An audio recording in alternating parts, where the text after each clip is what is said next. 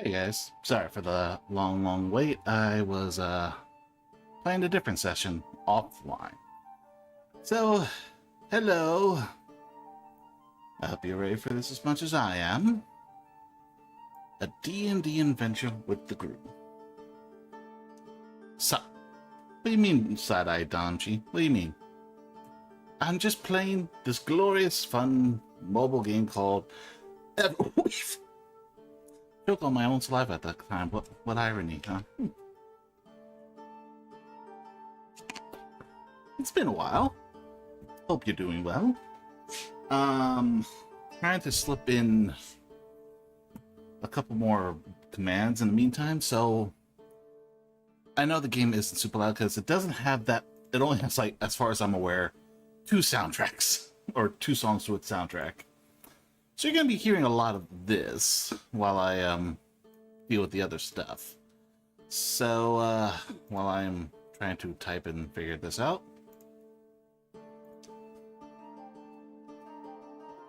I figure we could have some fun and I will share what I know about this. So, this is one of the few times I can honestly say I approve AI in this style. Because I think we all know how difficult it is to try and do D&D if you've ever done D&D before. Trying to get groups together, trying to make sure everyone can get there, we can make it, the campaign is what everyone wants to do, you're not just dragged through a story, you know, the usual stuff. This takes it out of the equation.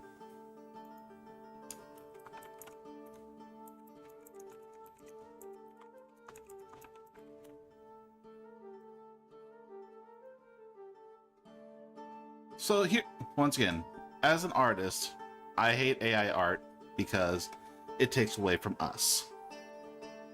Because it will duplicate what we can do and do it within so quickly.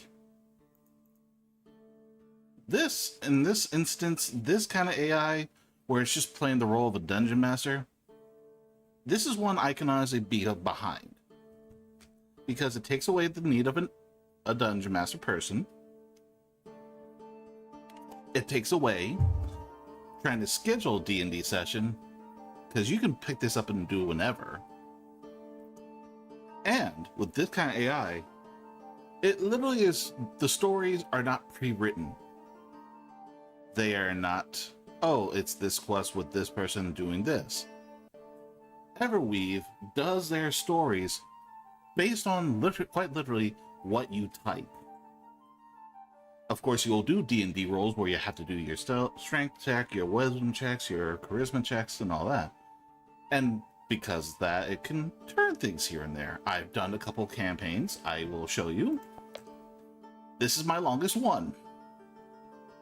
I think this game I have done quite possibly 70 hours in the few weeks I've had this. Because it did a neuron on my D&D fiction, and the fact that it was a story based on my decisions, you could think of it like an anime, but with you as the main guy or girl, depending on your preference. There are things AI can't replace, but I think of it the same thing as automating car factories. Exactly. And the fact is, sad truth, it's inevitable. I'm just pouring me a energy. Oh shoot. Spilling onto the mat. It's spilling onto the mat. Where's my towel? Where's my towel? Oh. Spilling on the floor. What a start. I'm spilling. I'm like, shit. Funny, I didn't think fizzy drinks would react so much with ice. Who would have thunk it? Oops. Whoops. Oh, thank God it's only, what, 2 inches from my computer? Oh, thank God it did not spill onto it. Oh, that would have been bad.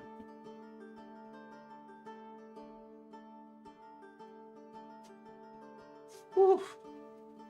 That was close. Sugar drying is a bad? Is it bad? I didn't know. Oh, you let me throw away the towel.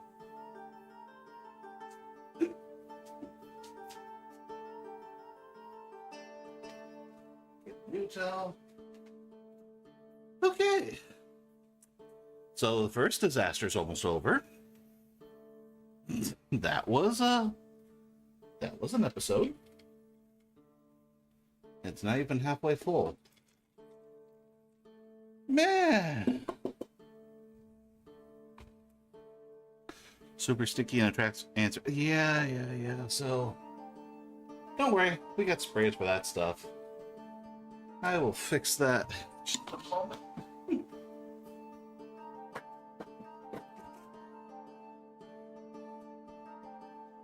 All right. Well, where were we on this again? Right. I'm trying to add a new button. A new sound video. Dungeons and Dragons. Let's see.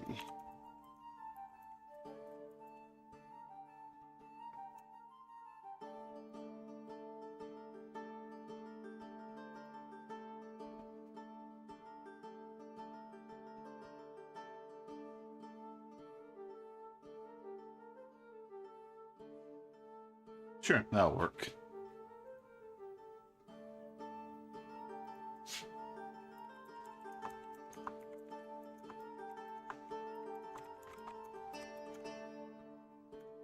Alright, take that away.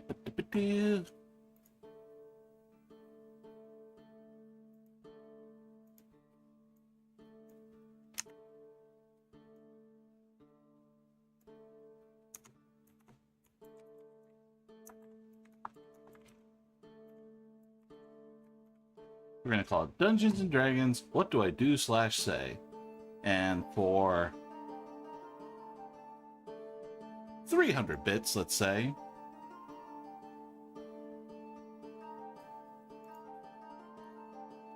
For 300 bits, at any point in the story, you can tell me what I'm gonna say or what I'm gonna do to whoever I'm interacting with.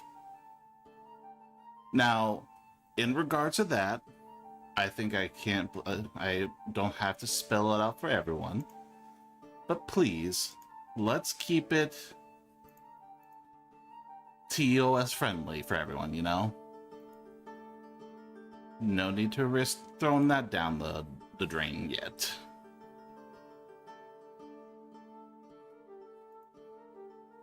Alright, good. So, now that I have my drink,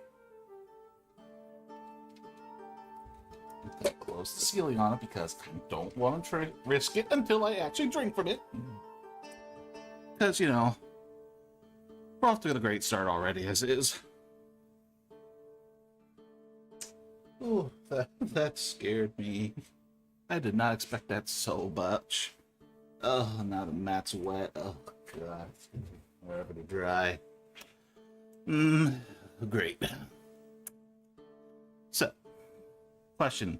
What is your art talent? I have seen you edit a video or two, but not much else. As far as my art, I mean, if you look in the left corner, I do have a Fumo showcase. It should be up to date with all the Fumos I've ever created, all 80 plus of them. I also do drawings if people commission them. Minimum dollars is about 20 bucks. As far as edit videos, I have done it for Army of Stars before, and myself. I have to really get back onto that. But it's something I was in the mental swing of for the last 2 weeks. Let's just say I probably needed to take a break. And so, here we are. I almost forgot to get my Christmas hat. Do I want to do a Christmas hat? Not right now. Any experience with 3D creation? I haven't done that since I was in college. And that was 18 years ago. Actually, it's like 15 years ago. Damn, forever. Oh my god, it's been 15 years. I've wasted so much of my youth. The things I've done. The gas I wasted. What? I have two hands, right? Why is one bigger than the other? They're both at the same spot, but yet one is gigantic. Questions for later. Alright.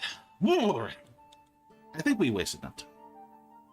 I spent 15 minutes just getting a dungeon screen, rolling dice on the board here, making sure this was actually working. You could hear music.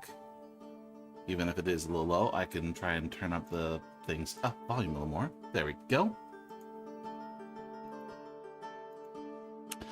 But I think it's time for us to begin a grand D&D adventure. Also forgot to mention, this game is an early access kind of game, mobile game, so it has bugs here and there. And as an AI, it does tend to use the same 5 or 6 names on occasion. However, I have learned if you were to type into parentheses, change that name, the AI will change the name. Hopefully to something else it hasn't used 3 times already. I've run into the same name in every character's format. You can't avoid it. It's AI. We're gonna take it. We're gonna give it a shot. Now the thing is also, I am a big spender. So I've been, like I said, been playing this for like over 70 hours for the last couple weeks.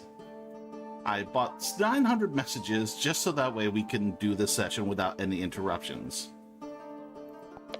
It's about 20 bucks.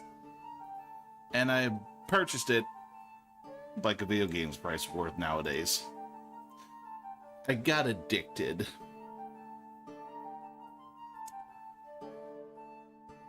We all know one hand's bigger than the other. Ironically, it is the right hand. I mean, no coincidence whatsoever. So, I think it's time, guys. We are going to create a hero. Why is that? Oh, it's because the camera is tilted. That's why. Oop. There we go. You know what? I'm going to slide it real quick. Boom. Better. Now we're going to create our own custom character. Because they have all these, I tend to make my own. So, you feel empty and weightless, drifting in an endless sea of mist. Memories slip away, recalling anything is like catching a fish with your bare hands. Basically, it's a bitch. And I just noticed behind the screen we have a visitor in the chat. Or in the Discord call. Let me see if I can... Oh, there's a god. I hear you in the Discord chat. Get on, unmute your mic and get on the damn screen. I gotta actually put the D&D board behind it, but not blocking me. There. Look, everyone. It's Wolfie. But I think he's over at VRC, so I don't know. Back to our adventure. Memories slip away, recalling anything is like catching a fish with bare hands. You are... human, elf, tiefling, dwarf, halfling, orc, or goblin. Which one should I go for?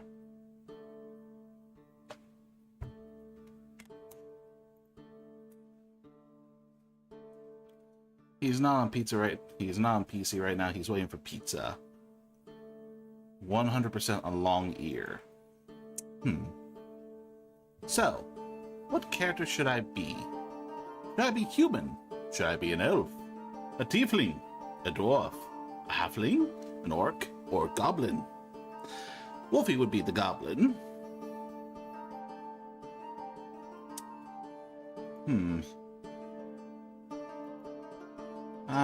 Let's see. I've been an elf in my one campaign. I am a human in the pirate one. Yeah, by the way, it turns out this game also does genres. So I did a medieval fantasy in one. Right now, I changed my genre, and I did, to a pirate swashbuckling one. So here I am.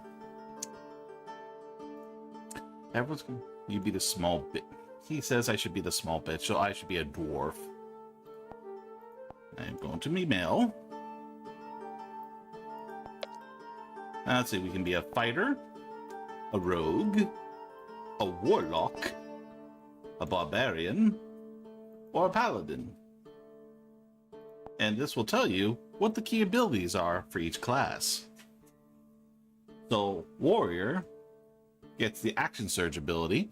I'm doing this in my pirate campaign, and I'm kind of disappointed with the action surge because I can only use it once every other battle, and I have to short rest in between to restock it. Well, it's not exactly the key ability I was hoping for. However, on a side note, for some reason, with a warrior, I am more accurate with my bow than I am when I was a rogue in my thief one, which irritates me because, quite literally, you'll pick your skill, your expertise with like either dueling, archery, or great weapon. And with archery, it gave me +2. And then I upped my dexterity to 16. Yes, I wasted all the points. So literally every time I rolled, I had, in essence, +7 proficiency bonus. So all I had to do was at least score a 3, and I could get anywhere from 10 and up. Which some of these challenges I had to hit, 10 was like the baseline. So as long as you hit a 3 and up, that tells you have 17 out of 20% chance of succeeding with the bow. I was deadly with the bow. The rogue was a bit OP in my expectation. Sneak attack, extra damage when they catch enemies off guard once per turn. I could use this every turn as long as I was hidden. And that is actually very crucial because once I got the cunning action by level, I think it was 2, if not 3, I believe it was 2, cunning action lets you either disengage, dash, or run. And that ability, I would use every turn to hide. And when I succeeded, I became invisible. And thus all the enemies I was fighting could not hurt me. And I ran into a lot of groups. So, yeah. Rogue was a bit kind of like God mode in my books.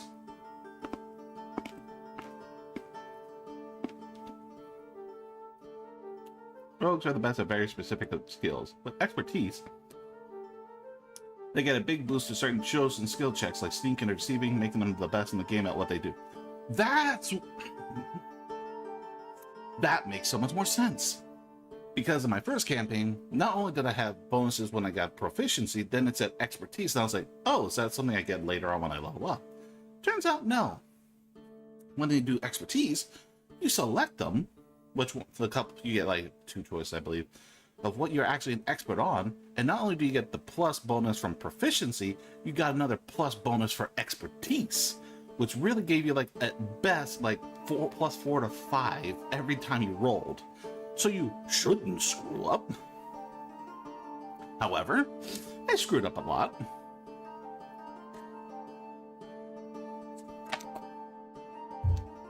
Let's see, what else we got? The Warlock.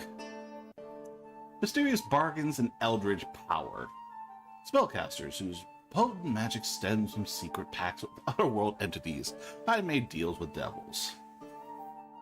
They walk a fine line between forbidden knowledge and supernatural power, using both to overcome their foes. Instead of relying on traditional spellcasting, warlocks draw on a unique reservoir of magic granted by their inanimate patrons. This system offers them a few high-powered spell slots that recharge quickly, emphasizing impactful bursts of magic Hold might over quantity. Eldritch incantations. Blocks can customize their abilities to suit their playstyles, whether augment their signature spell, Eldritch Blast, or acquiring other arcane talents. Why are you laughing at me? Why are you laughing at me, Wolfie? What's so ow for? What are you ow for? I became the monster, really. Odysseus.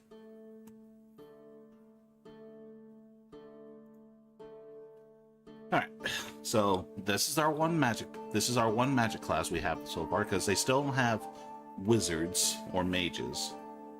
Probably because get too crazy. Then there's Barbarian. Rage. Primal Rage, enhancing their strength, boosting damage on melee attacks, and gaining resistance to physical harm. This burst of adrenaline makes them harder to take down in the thick of combat. Reckless attack. Embracing the chaos of battle, barbarians can forego caution to make their attacks more potent. This willingness to risk their own safety allows them to land devastating blows that keep enemies on the defensive. I don't like them. I don't like barbarians. Paladins. Lay on hands.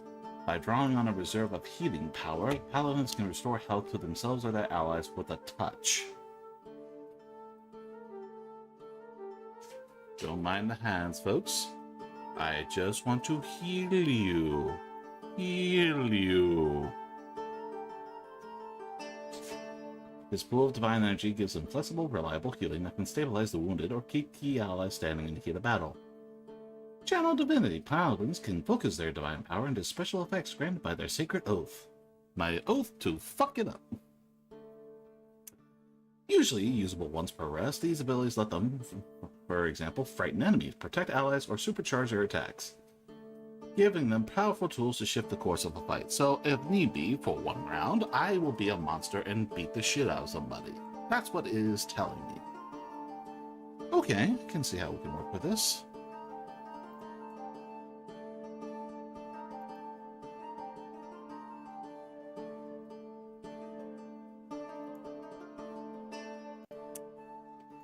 Alright, back to our show.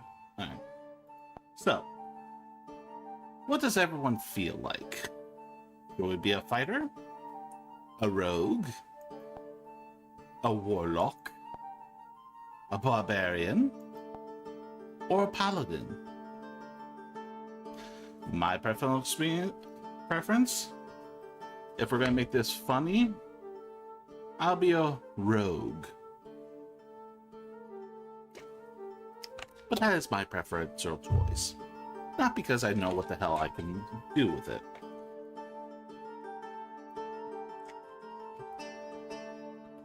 So please, won't someone type in chat, decide what is my fate?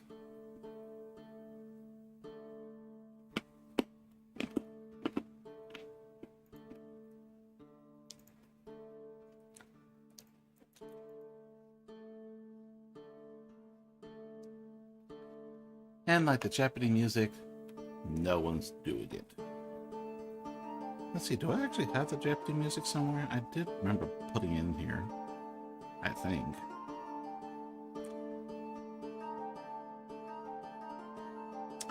Nope, I didn't do that. Actually, I could add it to my soundboard while I wait. So yes, folks. Fighter, rogue, warlock, barbarian, or paladin. I'll let you all think about it while I add the Jeopardy music to my soundboard.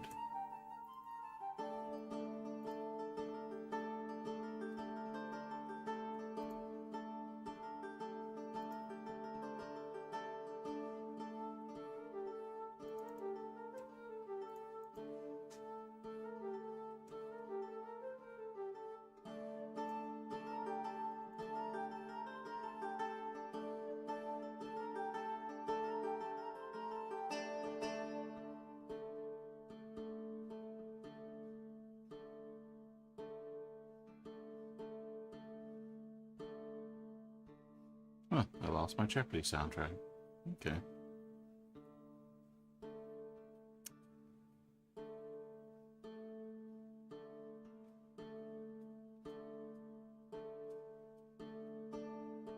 Oh, I could add the Ode to Wolfie. Could be close enough.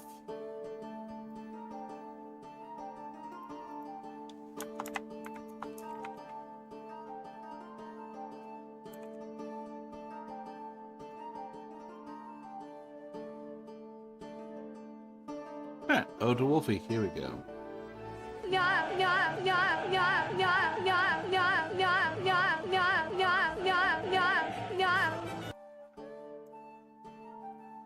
And it works. Let's see.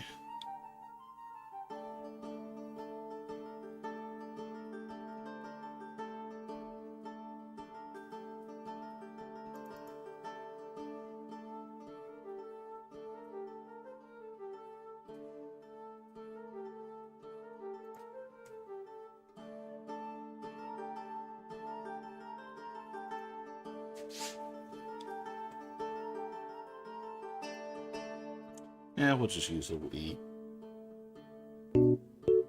Yeah, 20 seconds, folks. Figure it out. What do you want to do?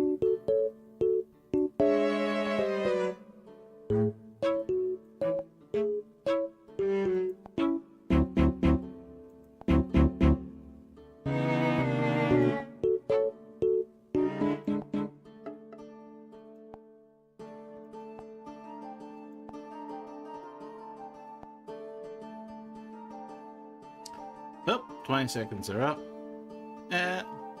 Thank you, Domshi. Warlock. We'll do the Warlock now. I haven't done a Warlock, so hey, this will be the challenge. A Warlock Dwarf. Judge me by my size, do you? Hey, let's see what this does. Eldritch Incantation, Armor of Shadows. Let's see, Armor of Shadows, twice a day, you can cast Mage Armor on yourself without expanding a spell slot. Man, why you bonk me? I literally did what you suggested. Eye of the Runekeeper. You can read all writing, including ancient scripts and magical text. This does not automatically decipher coded messages. Beast Beach. Twice a day. I'm already short as it is. You don't have to make me shorter. Otherwise, then I have to bring out the arms. You know, to help with the height.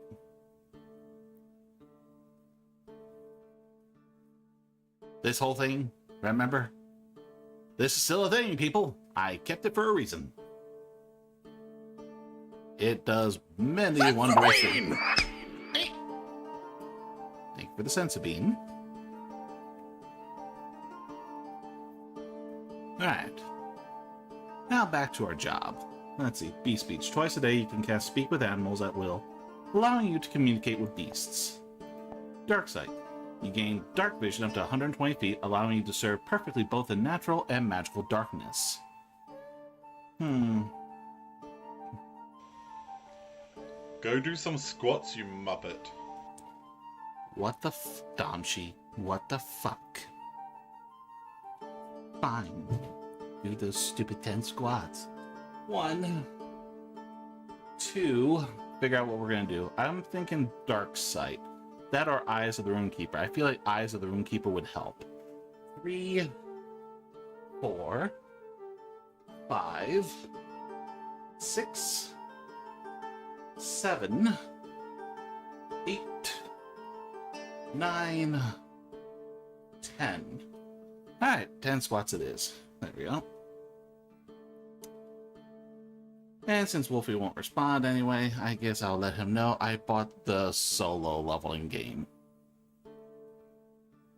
Alright, I feel like either Eyes of the Runekeeper or Darksight would work to my advantage. But I am a warlock now, I'm no longer a rogue. So this is all new.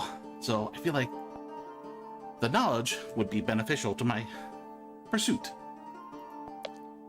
Cantrips. Let's see. Beam with cackling supernatural energy streaks toward a creature within range. Make a spell range attack on the hit. 1d force 10 damage. 9 silver. Silver the mind of a creature you can see with range. Target must succeed on an intelligence saving throw or take 1d6 psychic damage. And subtract 1d4 from their next saving throw. Minor illusion. Create a sound or image of an object within range. The warlock without Eldritch Blast would not be a warlock. That'd be a handicap if anything. Agreed.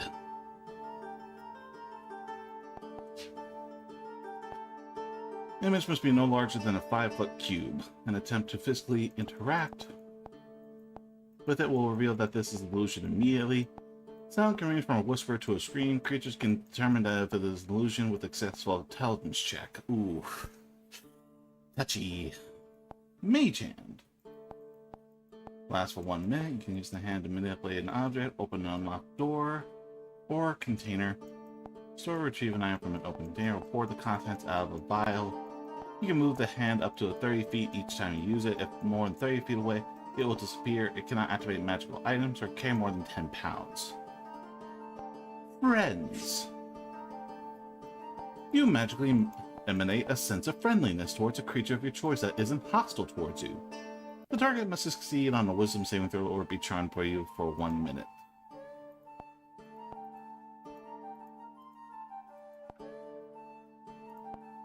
Eldritch Blast with the 1. If you cast a spell on it within the last 24 hours of the spell ends, the creature realizes that you use magic to influence its mood and become hostile towards you. So I can mind skip, but it's going to realize it was mine by the end of it. That is a bad choice. Blast for combat, Mage Hand for stealing. You are thinking my style, my friend. Add a couple of spells. Taint. You place a minor curse on a creature that you can see with range. Until the spell ends, you deal an extra 1d6 necrotic damage to the target whenever you hit it with an attack.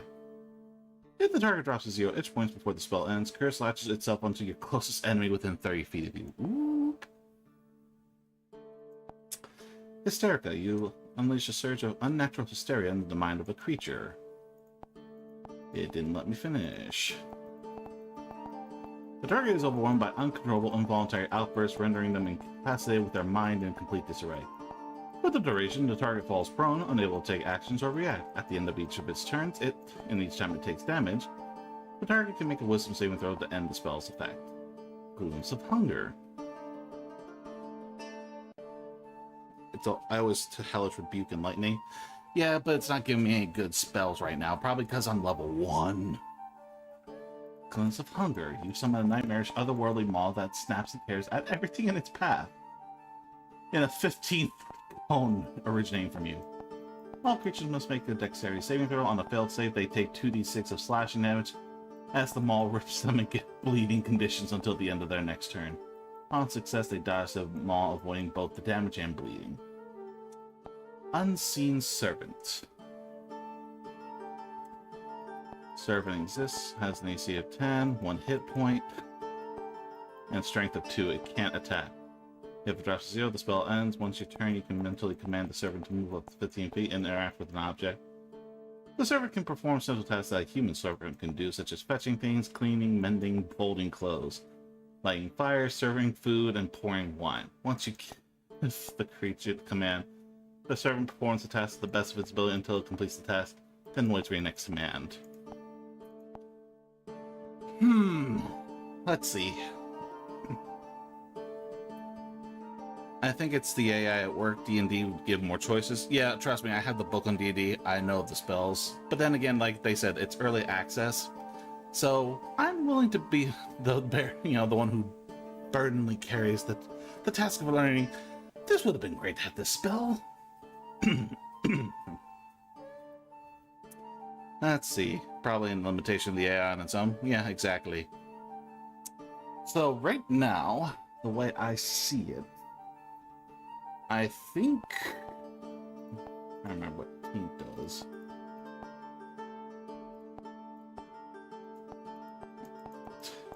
I can curse someone.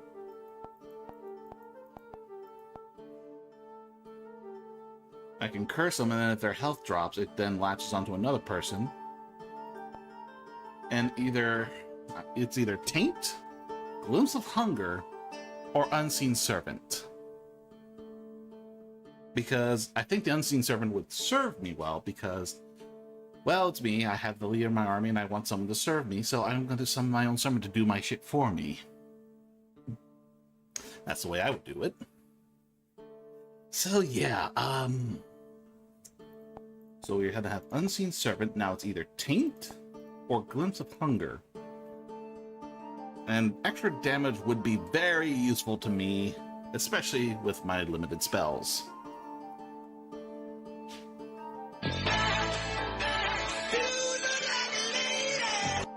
Why did I not turn into a lady? That should have connected me. Why did that not turn me into a lady? I feel wronged. Hello, Anna. Let me double connect them. Oh my god, really? I have to reauthorize it again? I thought I did like 2 days ago.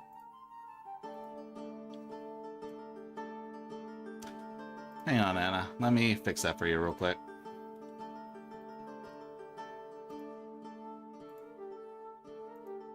Let's see, I just need to get to the reward requests.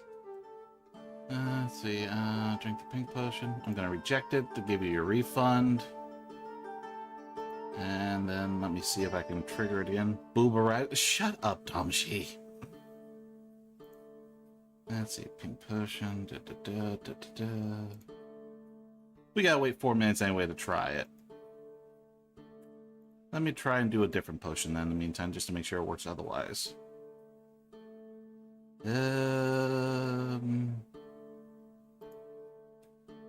Chemical X will do. World domination, here comes a mojo! Alright, it did not work, so I'm going to reset real quick. B2 Studios. Hola. I'm gonna see if this works.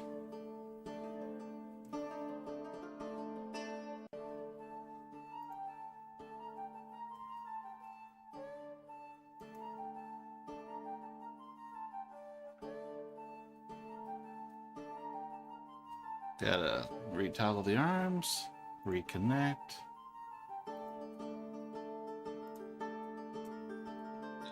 I've come to your fridge. Ah, shit, he's here. I mean, hi!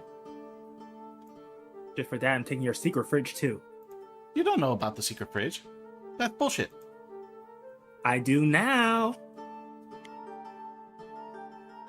Pink potion equals more viewers instantly. Shut up, Domshi, just because the woman... make you guys a little bigger, but not get blocked out by the dice. I gotta figure out why it's not working on me now. Usually it works. I finally changed my Fugi. Yeah, I saw it. I was like, wow. Huh. My triggers are not working. This is not good. Pink potion 10 out of 10. Wait until I get the upgrade whenever that comes. When that comes... Uh-oh, I think he's talking. Oh no. Keep talking. I see your I went to see your upgrade too. Well, You it's should not tease there it. yet. It's not there yet.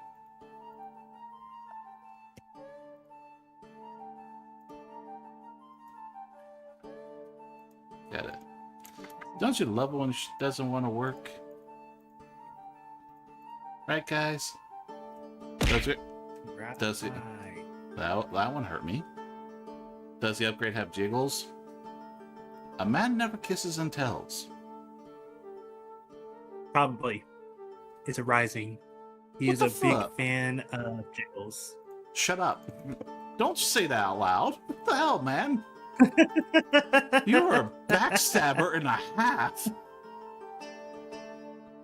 It's ratting me out. Am I wrong? I am not going to say that in front of everyone. Don't do that. Okay, that one. A man never kisses and tell BS. Excuse me. Needs maximum. Shut up, Anna. I am innocent. No, no, no. You are not Yes. innocent. I don't know where you got that from. Is an innocent man evil? Yeah. No. Huh. I hear the sounds, but it's not triggering on the model.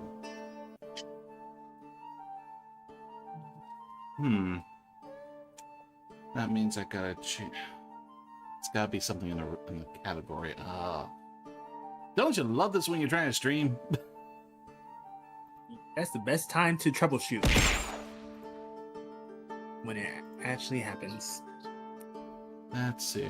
Gotta go to custom alerts then. Because something is not triggering right. Let's see. Channel points. Pink potion. Can I clean that?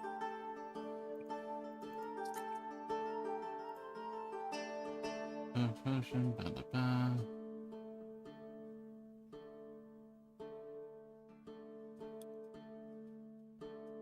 I swear to God, if it's something where I have to go inside the actual V2 Studios and re-trigger all the hotkeys.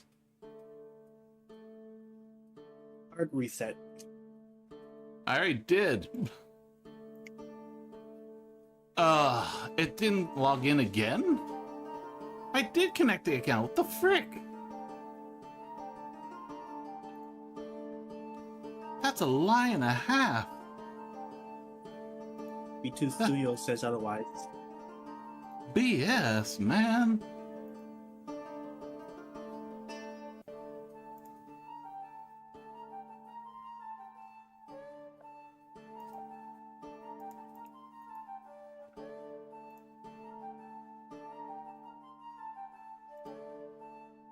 Then close it again. I'm gonna relaunch it again. Eat the program, it's okay. But everyone wants the booba. And I am not one. wrong. You know, Wrecker, you don't have to prove it. I'm already sad enough. It's like, I'm a man, I'll never attract the crowd that I hope to attract, but you know, thanks for reminding me. It's like, hey, being funny, being entertaining is not the way to go. It's having tits. Thank you for confirming that. It's good to know with friends like these, I should just graduate. I should just fucking disappear, come back with boobs 3 times the size of my head, and say, "Hi, I'm Monica." It's glad to know with friends like you that this is my fate. The Twitch account is logged in. What the fuck are you talking about? I swear to God.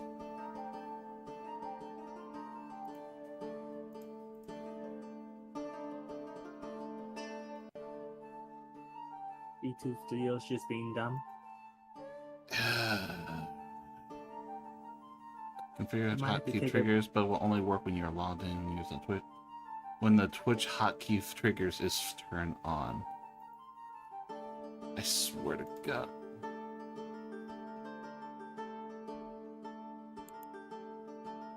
Oh my God, I swear to God.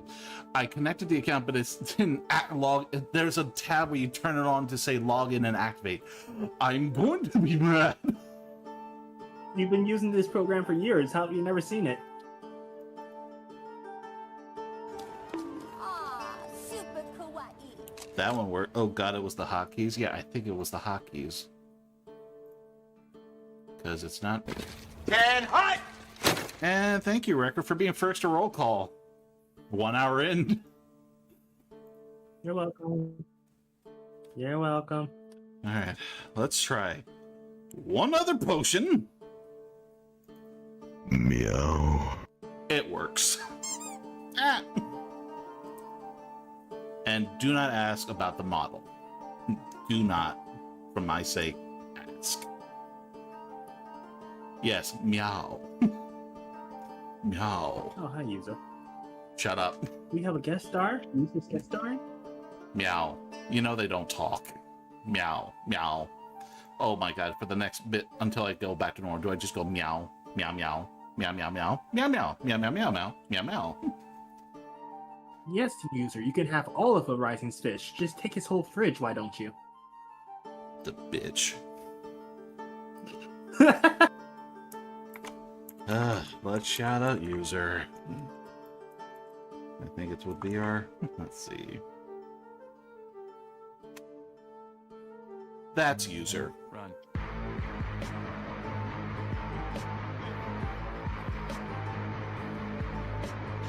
And I already asked him before a while ago. So. And I even gave them this to fuck around with on their own time. They know what I'm doing. They know I'm evil. Yep. They know that you're framing them. I mean, I already did a short with them singing Human Centipede from Red Flags. Yes, I remember that. Turn me into one? Oh, Lord Anna. And then Chu's gonna want one, and then Sulbane's gonna want one, and then everyone in our new team's gonna want one. Everyone's gonna be, I want to pick some out of you. Oh, by the way, you probably can't see it because the Dungeon Master screen is hiding. This model has features. Mm-hmm. Mm-hmm. Meow. And trust me, they hate when they get nothing but jokes about that. But we're gonna do them anyway. Oh, Like- user, what big eyes you have. I'm sorry, was I looking at the right eyes? I'm just looking up. So we're going back to the damn thing we were here for, right? The game? Exactly, yeah, definitely. Catch me up, what's going on here? So I was introducing everyone to Everweave, the DnD Ai mobile game. It's an early access game, but I told you before in DMs, I've been playing this for like the last 2 weeks. I got addicted, and I want to. I figured let's try and do a D&D quest.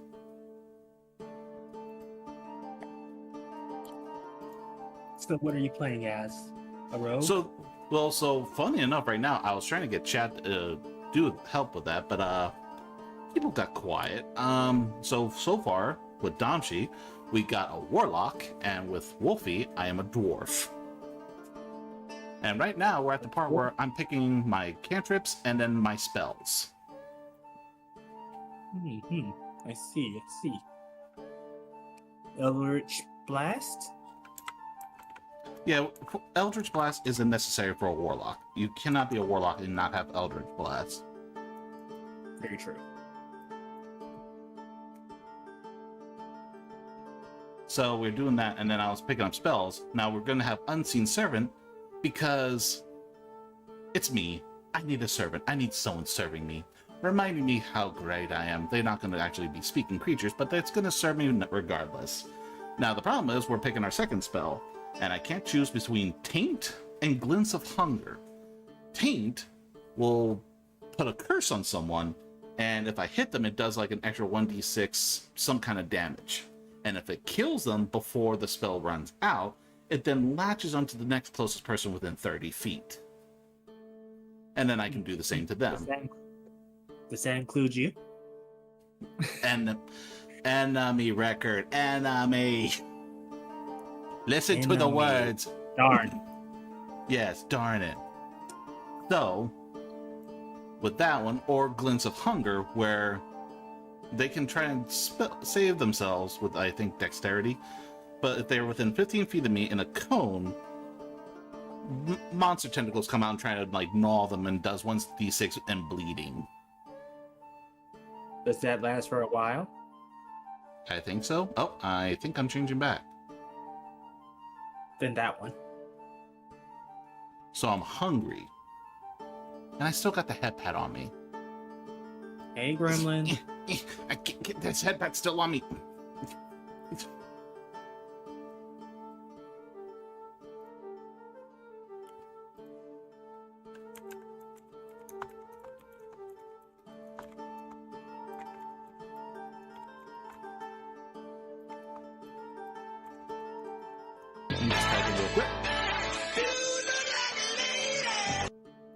And now you got your female wish. I hope you're fucking happy, Anna.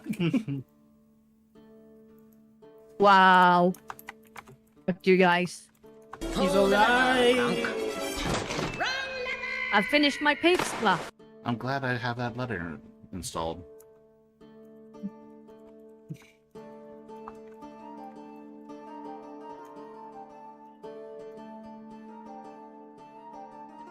So let me slide that way What kind because, of you know, pizza was it? Anna wants to see the boobs. It's amazing how long we're prolonging this just because content, right? Right, Anna? Content. Content. What kind of pizza was it, Wolfie? Content. Beautiful, amazing, and what? That's Content. just not answer my question. Yeah. Okay. I shall What rest do you on ask? I shall rest them on the screen. I said, what type of pizza? Pepperoni. Ah, Okay. pepperoni. You could do so much better. This is what content nowadays is. So, You gotta get with the So, game record. It's either you have a giant dick or you have giant boobs. Haven't you seen the streamers of today? Anna, I'm aware. tell them I'm right. We're asking, please, Daddy Twitch might not like that. Papa Twitch don't talk. Papa Twitch don't notice children like me until I get bigger. in most cases.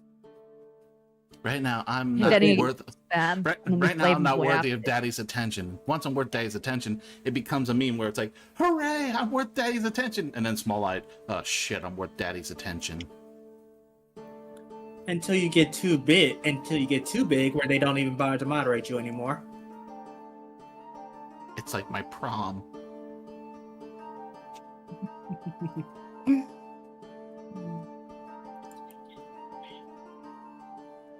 Yep, true.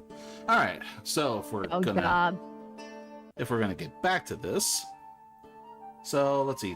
You said Glimpse of Hunger, right? All right, so we got Eldritch Blast, Mage Hand. That's gonna help me unlock doors. Glimpse of Hunger and Unseen Servant. Those are gonna be my two spells until I learn whatever else I can unlock later. Alright.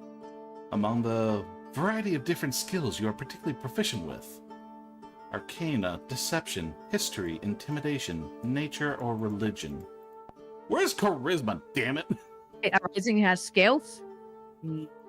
I kind of want to say religion, but I also want you to not know what you're getting fucked over by. You would be that person, wouldn't you? Even though I already have the Warlock class where it's like, I understand all texts and runes. I just can't translate coded language for shit. And also, you don't know what exactly you may deal with. Fact of the matter is, I'll never be good at intimidation. I can never type an intimidating line for the life of me. Let's see.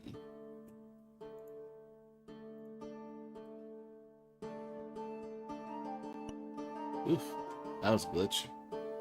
Alright, back to the game. Let's see. Well, if I'm gonna be a warlock, Arcana is gonna be a thing. I feel like, right? Yes. The thing is, do I want to be Deceptive. history, nature, or religion? I can't deceive. I'm a wizard. Who needs to deceive when they Why have... were you dehydrated? Why are you dehydrated? You need Why to is he kissing me? deceive your Why Why is he... dehydrated? Stop kissing me. I'll drink my coffee now, Anna. Thank you.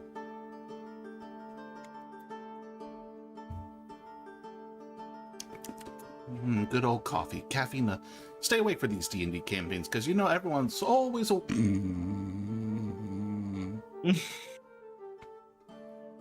Quick, while he's out, steal his fucking shoes. Why the fuck are you trading? You got a foot fetish record? Oh, Someone I wanna hate confess? shoes. Record's got a foot fetish, everyone. You heard him right here, right? He's got a foot fetish. I could put those on our market for quite a price. Something's wrong. I switched to female model. My hands changed to cat paws. Yes, I've noticed. Something is wrong. What have I become? I literally had nothing to do with that. Oh, thank God I'm turned back to normal. Is All right, there? I'm do you have getting a cat- No. do you have a cat model that I'm not unaware of that gives you your paws? Do I He's a have fairy cat? anyway. I'm not a fucking fairy. Do I have a cat model? I forget. I have the one, I know you got user, but two besides user. I got Pomni, Repo, Kim, Scott, Ramona. I have my potato. I got rid of the cursed foot model. The Joker. Yeah, I got foot rid of my. model. Yeah, I had an abomination model once. I just because it was free and they're like, why not? And I'm like, sure, why not? We never used it. Well, we used it once and everyone went, get rid of that right now. And my hands are still cat paws. That's not good. I'm just gonna throw these away and bring out a new hand model. Where'd the cat paws come from? It's my tiny pixel models because it's one of the toggles. I just don't know which button did that. So I just gotta pull that. Oh fuck! It's stuck on the cat paw. What the hell? Why That's is fine. my hand's permanently cat now until I figure it out later? Oh god, this is gonna get me so much shit. You're being tapped. Random buttons go. No, the funny thing is I This is already turned random off the bullshit. hotkeys Let's for go. that, so it doesn't do that. And for some reason, my other hand's not tracking that. Ow! There it is. No, it's the one hand. Where the f is my other hand? Oh my god! It's on the All wrong right, I side, shall too. learn for now. Have fun. All right, Anna. Have fun. Thanks for stopping by. Good luck with your wife's Come on. waifu rating. Waifu rating? They're doing a thing where they looked at applications and they're looking to be either choose waifu or Soulbane's husband or blah or reverse. I forget how the game works. This is why I don't apply for shit like that because I'm like, I know where I stand.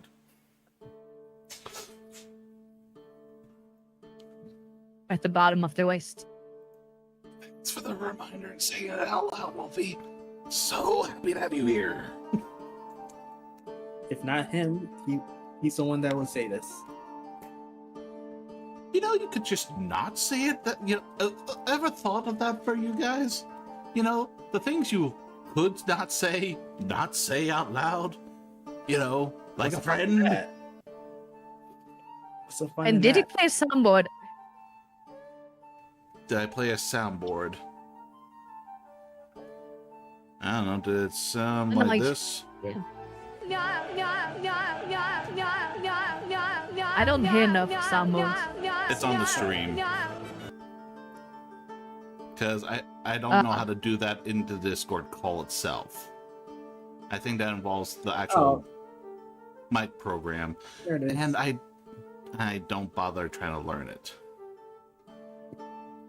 How to stream me it, so I don't hear everything twice. They were spamming the no. No, I wasn't spamming it. It was the ode to Wolfie. 7, 8, 9, 10, 11, No. 13, 14. 14 times. It wasn't 14 times. It was the ode to Wolfie song I made. You know, the one I did before with my effort. My editing skills.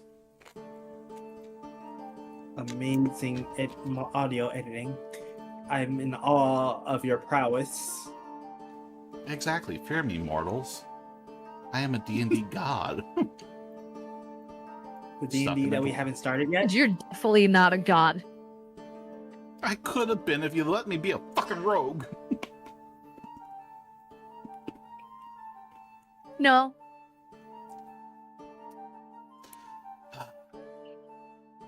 Gods can't be So, killed. So back to my But you second can. proficiency.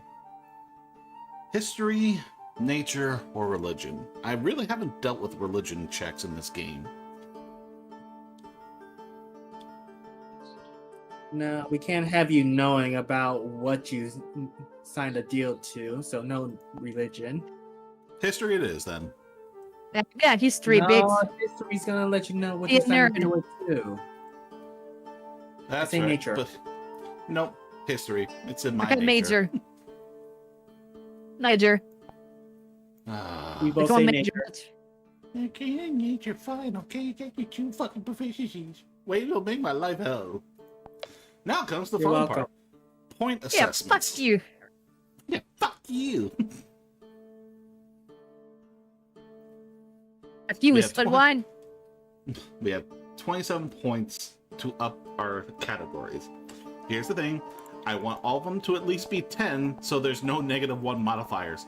Because I dealt with this in my other campaigns, and it sucks on rolls. Max out strength. No. Yeah, I was gonna say max Record? out intelligence. Record. My character's a Max out warlock. strength. Think warlock. I am, and I say max out strength. Yeah. And I'm saying you're not I say thinking it, max and then out no, you're just trying intelligence. to screw me up. I will really not want to fuck you away. That's like that's not a job. You just want me to have my stream my recap video just to be like, meet the warlock, the buffiest non-magical warlock you'll have ever met. He's a dwarf. He's like, I am a dwarf. Look at my muscles. What are your spells? My muscles. Just put a wig on heavy. Oh You my get god. the idea. His memorizing spells. Look at my pecs. Actually, max out charisma. That's the warlock thing, though. Key for persuasion, It is? deception, and leadership. Yeah. Okay, fucking. No, it's not. Read the thing. It's Yes, fucking it's written done. right there. Represents car. Okay, we need to sit. Did you just say charm as karm? Record? You have glasses. Huh? You were like, represents wearing karm. I'm not wearing my glasses. I don't know where they are. I've lost them 2 days ago. They're around. How? They're around. He did not lose Oh them. god, I threw up. It's just like injections came out of me. It's like, I'm like, oh god. I'm like, why? All right. Focus. Max out Recenter. constitution. Reflects stamina and physical resilience, determines health points, and resistance to physical strain. It's not the worst option. So we can only go up to 16. Now we only have 6 points left. Brilliant. Dexterity. Now go ahead and put the rest in charisma. So I have no fucking proficiency with my spells. You fucking idiot.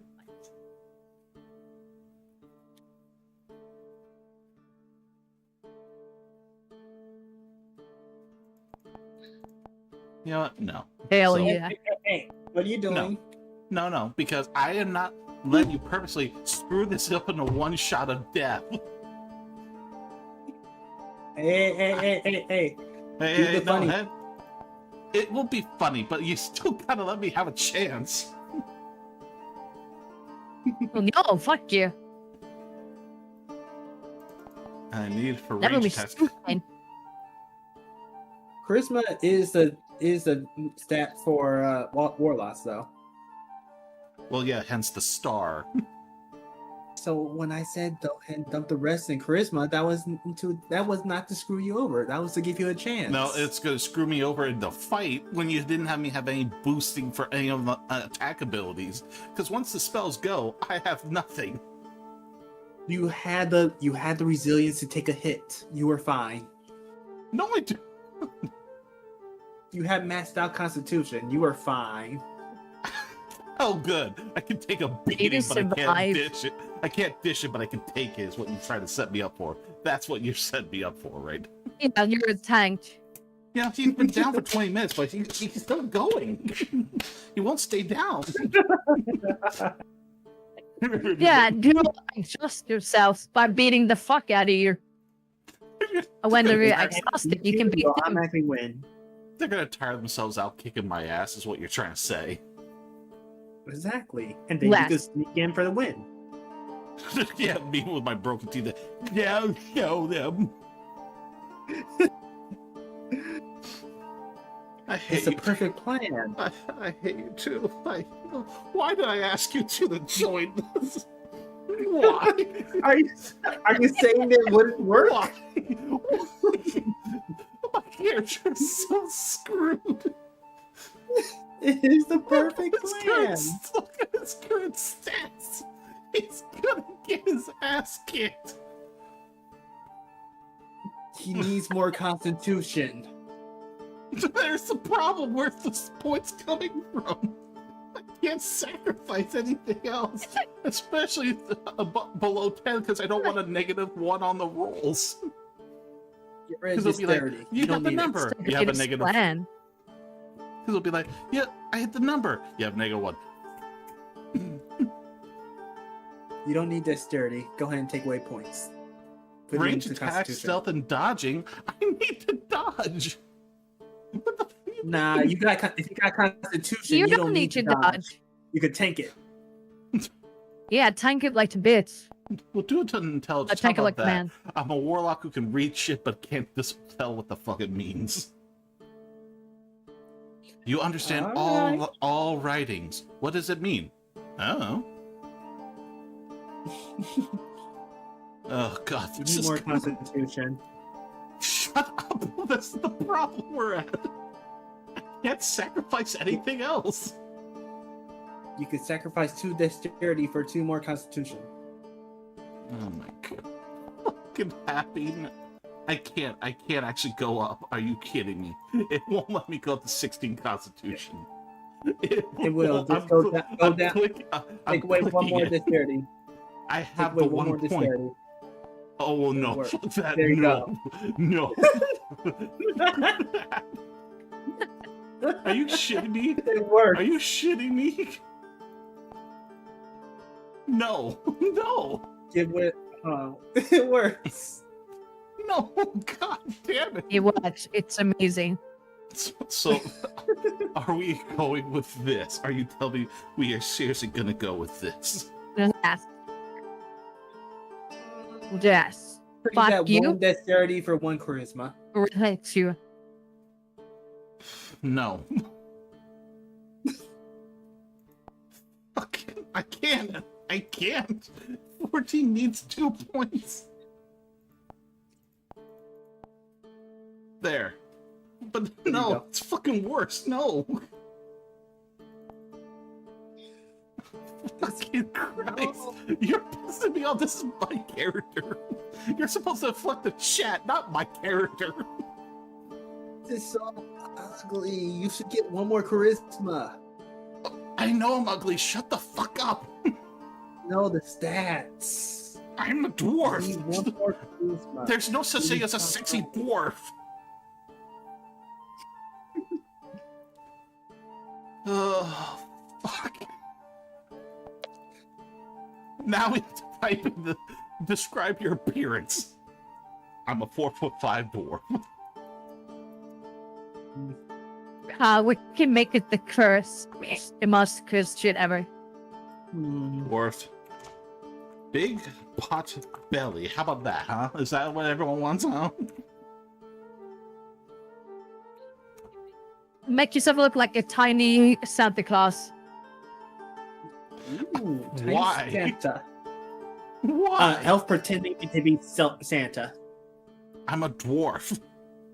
Because In fuck medieval you. fantasy, there's no fucking thing. Elves. Stop One of trying to Santa's do elves. bullshit. I am not. There's no Santa in medieval fantasy. Are you sure? Are you sure? I'm gripping my head.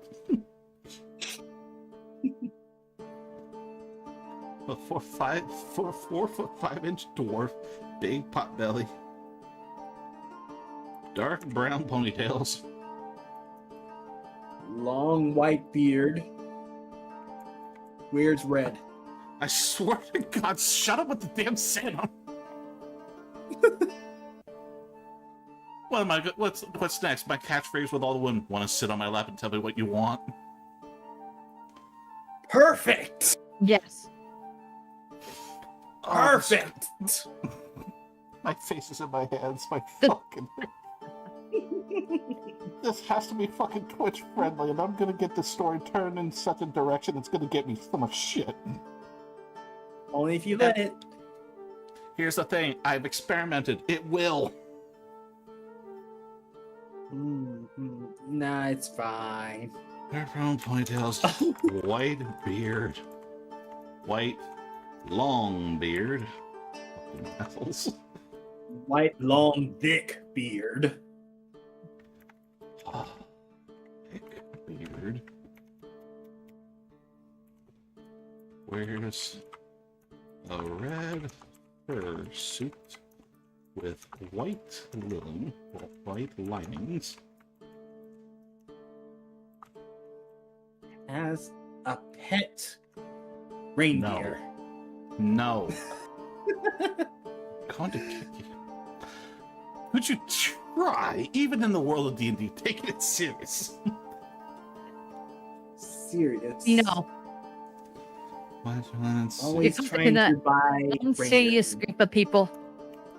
Hails from a village in Far the north. way north mountains that none will dare travel. I can't believe I've literally be the recap. Like, what's your D&D character? I made a dwarf Santa Claus. I mean, we could make it more lore accurate to St. Nicholas. I will ban you from this. What the fuck is Saint Nicholas? The person that Santa Claus is based off of. Wolfie, you please tell me you're joking. You don't know the story of Saint Nick. No, I don't. Would you like to hear what he's the patron saint of? Record, I slow turned to you like, No. what Why would the fuck I? am I doing here?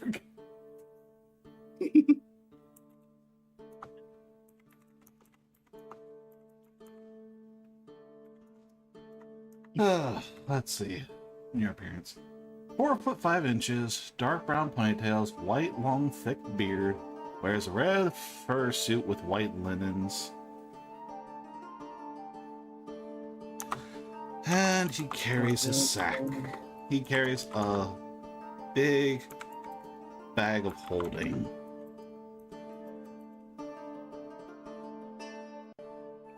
Rides a Any- reindeer into battle. No. First of all, I'm a warlock.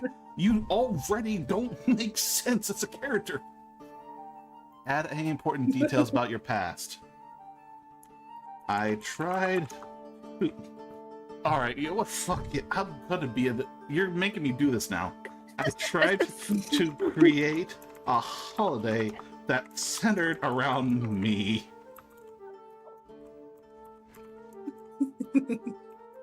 The village I lived at did not appreciate it.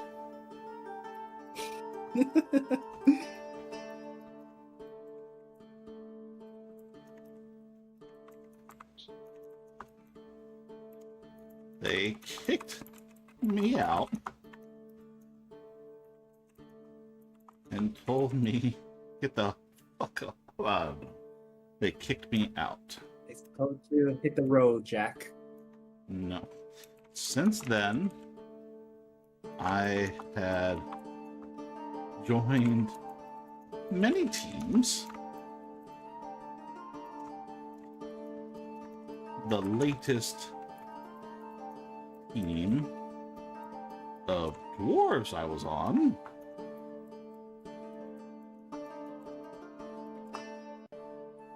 kicked me out on account of I made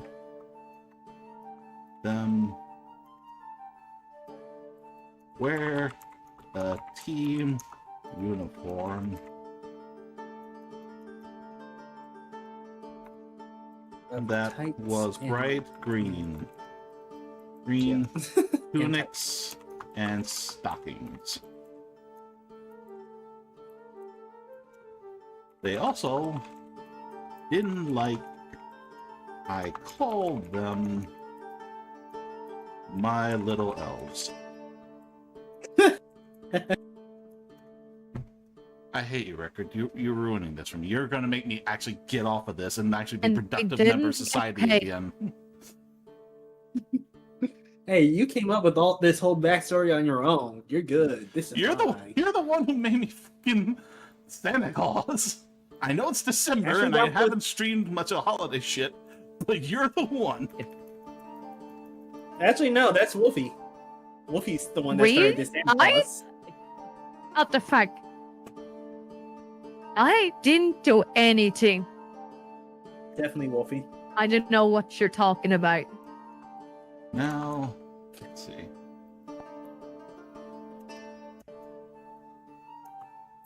Now, on my own, I try to find my Christmas joy.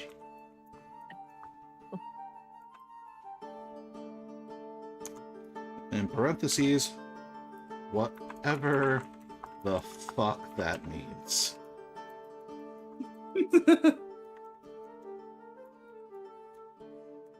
Beautiful. Beautiful. You've lived such a fulfilling background life. Now the best part, his name.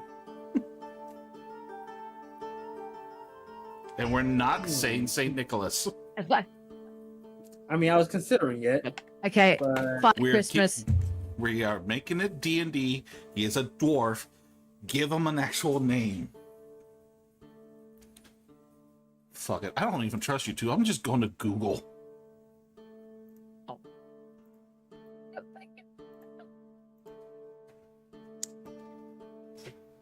can we just call him Nick? No. For reasons I cannot explain. What reason should you possibly have against the name Nick? I will not tell you that here, and you will stop prying. Nicholas. I hate you people.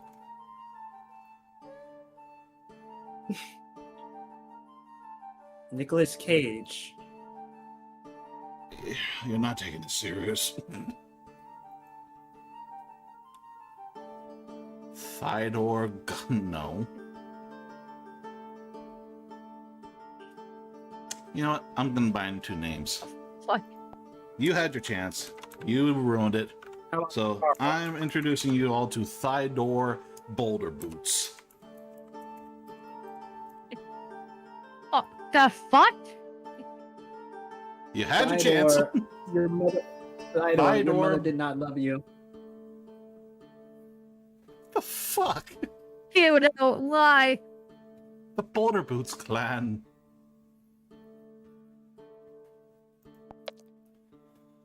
Alright. Now, where does this journey begin? Inverted forest, a dark alley, a village room, a Last gloomy one. dungeon. Or, I'm not in the infirmary. You got beat up and kicked out of your village. I wasn't beat up that bad. I just got kicked out. And I got kicked out of a team more recently. How about a gloomy dungeon? Y'all want me to have Just put took people on all my your lap. money. Restored your house. I don't even have a house. You know what? Fuck it. We're in a dungeon now. Now we're going to wake up. Are we happy now? Sure. No. This works. Yes, let's create Thydor Boulder Boots. See, now only after an hour and a half do we actually begin the damn campaign. I mean, this was a great hour and a half, I'll have you know, though. I Uh-huh. was only here for 30 minutes of it, but still, I think I contributed quite a bit. You know what? I'm trying to Take some mints. Clean up my throat. And be ready. Alright. The cold, hard stone beneath your cheek is the first sensation that greets you as you slowly regain consciousness. You find yourself lying on the damp floor of a dimly lit dungeon cell, the musty smell of ancient stone and stale air filling your nostrils. The only light source is a flickering torch in the corridor outside your cell, its wavering glow casting eerie shadows on the walls. As you push yourself up to a sitting position, the sound of dripping water echoes in the distance, accompanied by the faint scurrying of unseen creatures. Your mind races as you try to recall how you ended up in this grim predicament, but your memory offers no clues. The rusted iron bars of your cell door stand as a stark reminder of your confinement. What do you do?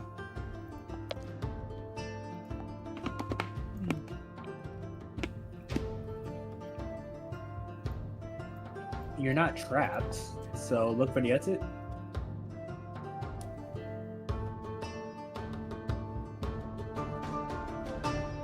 Or make a home in a dungeon. You're telling me to just quit the story right now and just be like, you're living in the dungeon now. Get used to it. You're creating your own workshop in the dungeon. This is the perfect place to begin. Right. You. Oh, my DC's only 11. I'm so fucking screwed. Oh.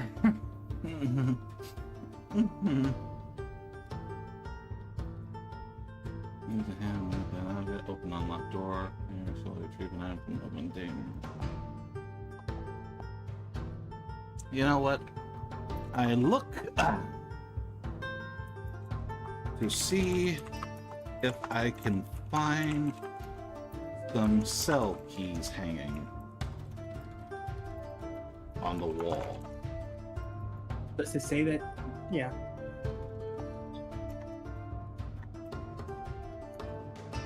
Now watch it begin. Sometimes it takes a while to think.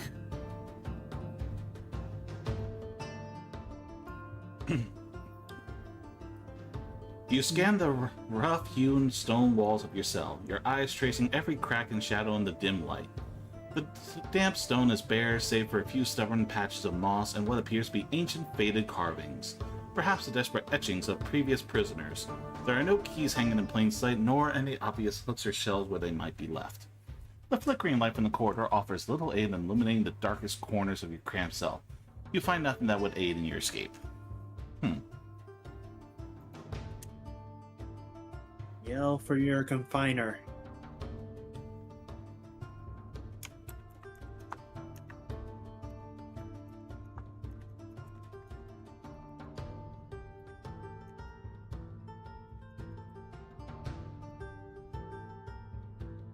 Yell out. Yeah.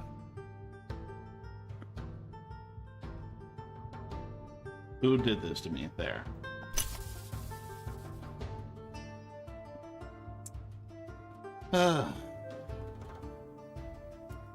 You cup your hands around your mouth and let out a bellow that echoes through the stone quarters.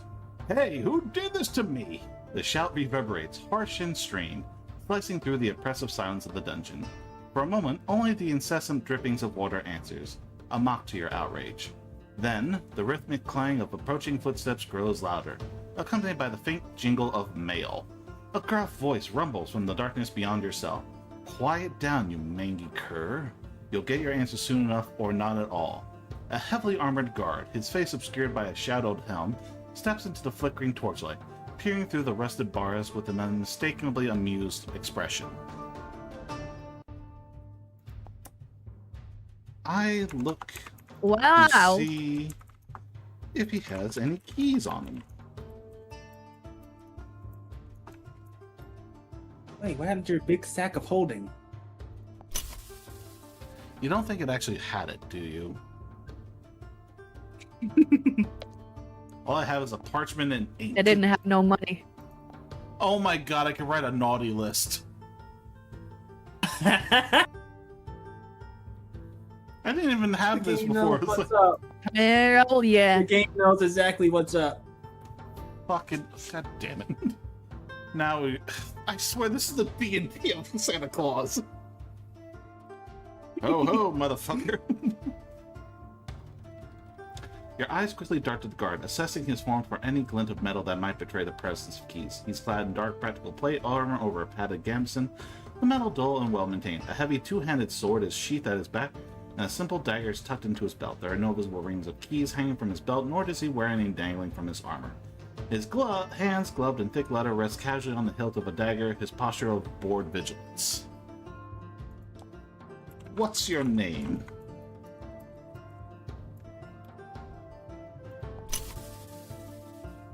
If you help me, I'll put you on a nice list. The guard lets out a low, guttural chuckle that holds no humor.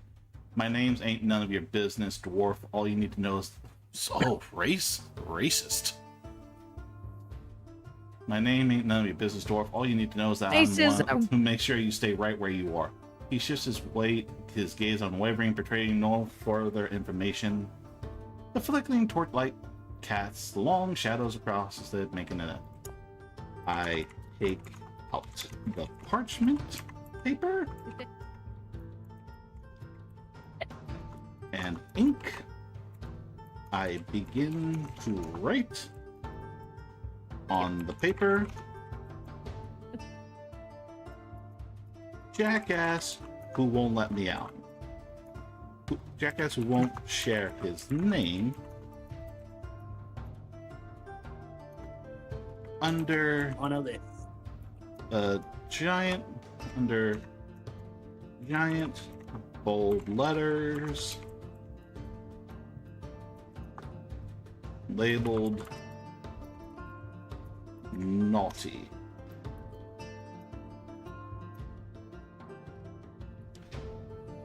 I then turn to the guard and say, "You're on the list now, jackass."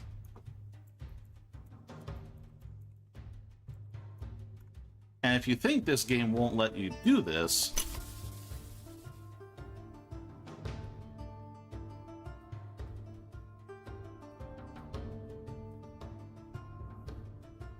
with a flourish, you reach into your surprisingly spacious bag of I knew on the back! I knew it! Told you! Told you! Your spacious bag of holding, you produce a roll of parchment and small inkwell with a quill. The guard watches, utterly baffled, as you uncork the ink and begin to scratch boldly on the paper in large, defiant words. You write, "Jackass who won't share his name," directly under a heading of naughty. You then present your impromptu list towards the bars, a triumphant smirk on your face. "You're on the list now, jackass," you declare, your voice dripping with mock solemnity. The guard stares at the parchment, then at you, a slow, dangerous flush rising on his neck above his gorger. His hand tightens on his dagger hilt, but he simply shakes his head, a dark, humorless laugh rumbling in his chest. "You think you're clever, little man? You'll be laughing when the rats chew on your bones." He turns abruptly, his heavy boots clanking rhythmically as he retreats down the corridor, the flickering torchlight diminishing with his departure. The dungeon falls silent once more, leaving you with your parchment and echoing threat. Okay, this is a good game. So we have officially started our dungeon, our naughty list campaign. I only have Eldritch Blast. Yay! Range on the target on hit and down. Mage hand. Where's my servant? I guess I don't get that till later with abilities. Yeah, I'll have all 12 health.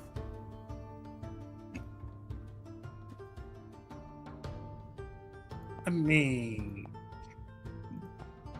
So how does Mage Hand work and help you pick locks?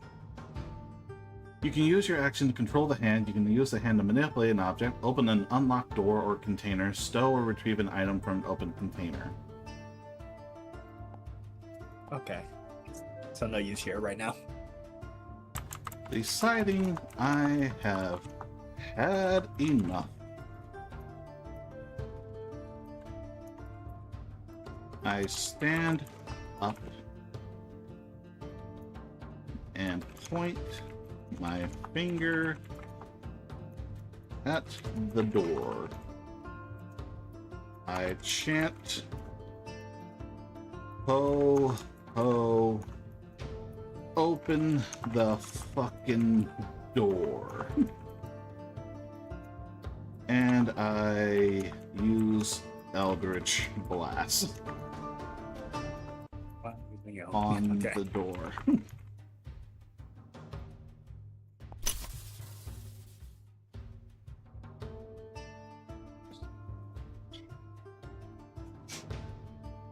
Hopefully 900 messages will last for a couple hours. Used Eldritch Blast. You stand, pointing a finger at the rusted iron door, a defiant glint in your eye. Ho ho, open the fucking door, you bellow. And with a surge of arcane power, a beam of crackling emerald energy erupts from your outstretched hand. It streaks across the damp cell, impacting the sturdy bars with a sharp, resonant crack. The force of the blast leaves a small, smoking scorch mark on the ancient metal, and a faint tremor runs through the door. But the rusted iron holds firm, unyielding in its confinement. The echoes of your magic fade, leaving the cell door as it was, save for the blackened stained. Oof. Fuck. Such a show, and you did nothing. Shut up.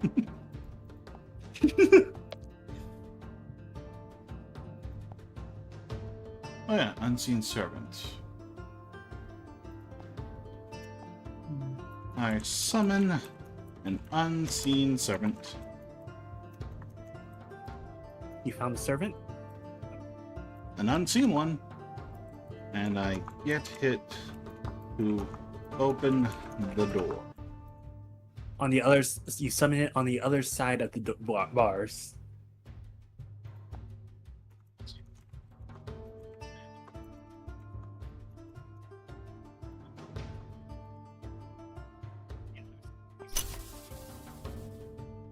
You may need to specify that. I'm not sure. I just typed it on the other side. I know this. A shimmering, translucent form appears on the other side of the cell door, a silent, obedient servant of your will. You mentally command it to open the door. The spectral form strains against the heavy iron, its ethereal hands grasping at the bars and the ancient locking mechanism. You watch as it pushes and pulls, the silent struggle against the yielding metal, but the door remains stubbornly shut. The lock holds firm. Kill him. Go find the key and bring him back. We are off to a great start. Santa's in jail and he can't get out.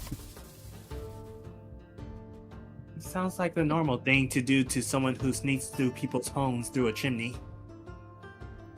It was the only thing they left open, okay?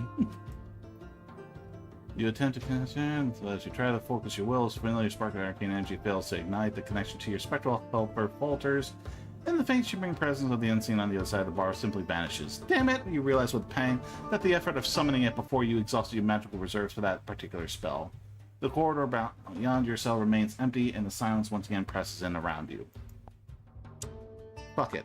I try to lockpick the door. With what? With my quill.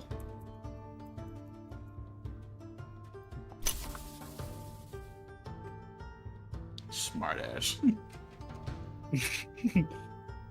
And here's our first roll of the campaign. All I need is an 11. 15. Congratulations, you escaped. You carefully insert the delicate tip of your quill into the ancient lock mechanism of the cell door. The metal of the quill bends precariously under the pressure, threatening to snap, but you persist. Your fingers surprisingly deft for their size. After several tense moments of delicate manipulation and soft metallic scraping, a satisfying click echoes loudly in the silence of the dungeon. The rusted iron lock mechanism disengages, and with a creak, the heavy cell door slowly swings inward, offering you a path to the dimly lit corridor beyond. The quill, however, is now bent and useless, its tip mangled from the exertion. I store the feather in the bag for whatever purpose later I can think of.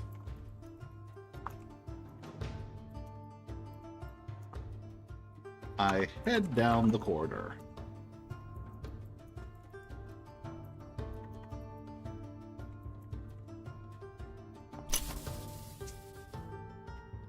Santa's making his escape. Jailbreak! Now, if only he had a reindeer to ride. Again, stop pushing that bullshit.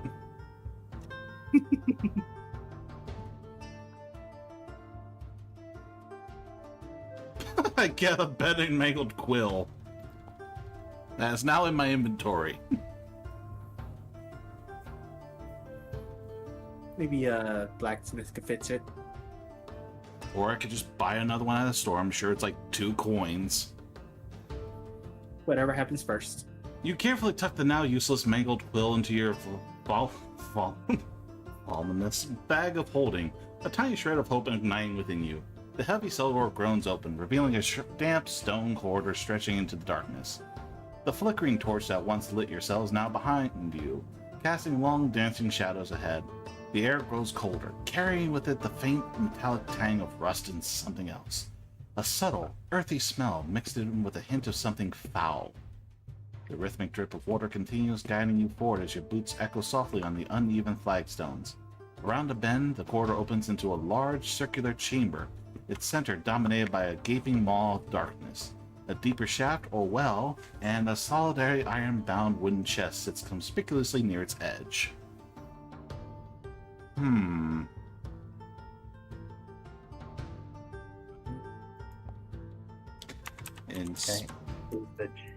Inspect the chest.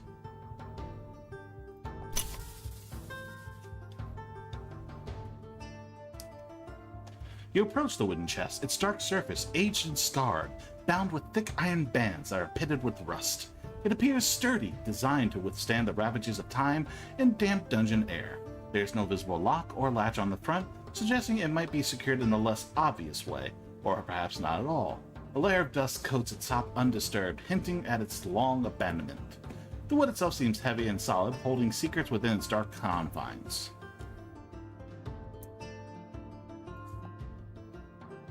Let's see. I have no bonus to perception. You and your fucking wisdom. You mean your wisdom?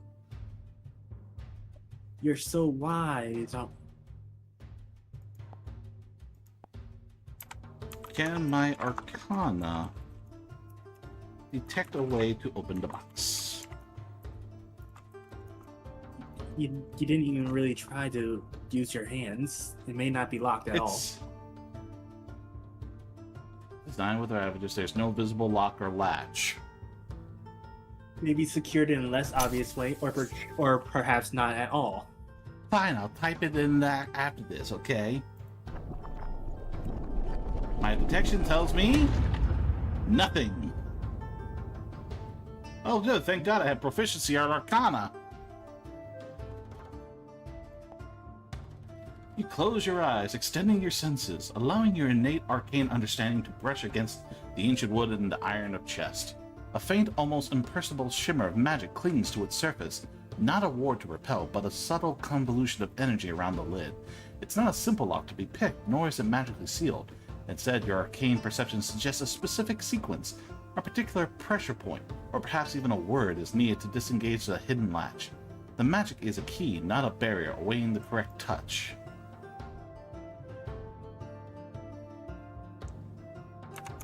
I try to find the pressure point.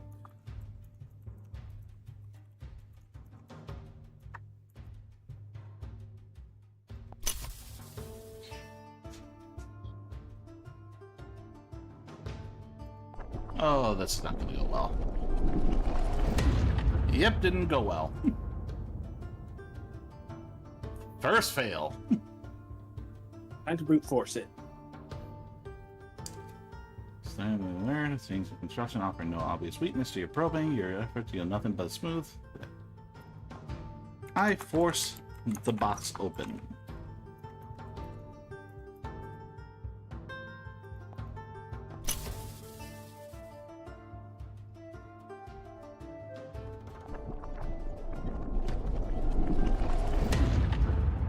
Motherfucker, it worked.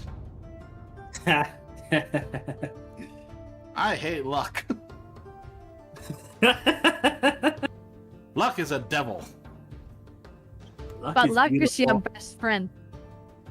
I Luck have no saved you luck. here.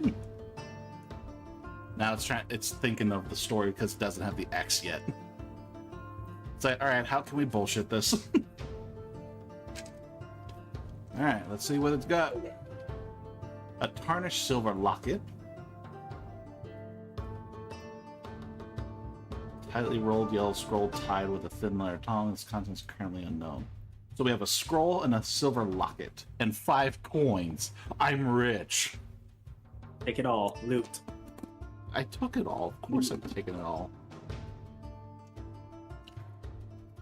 With a determined grunt, you brace the considerable dwarven bulk against the iron-bound chest. You heave and strain, your muscles coiling beneath your festive suit. Nose! It knows!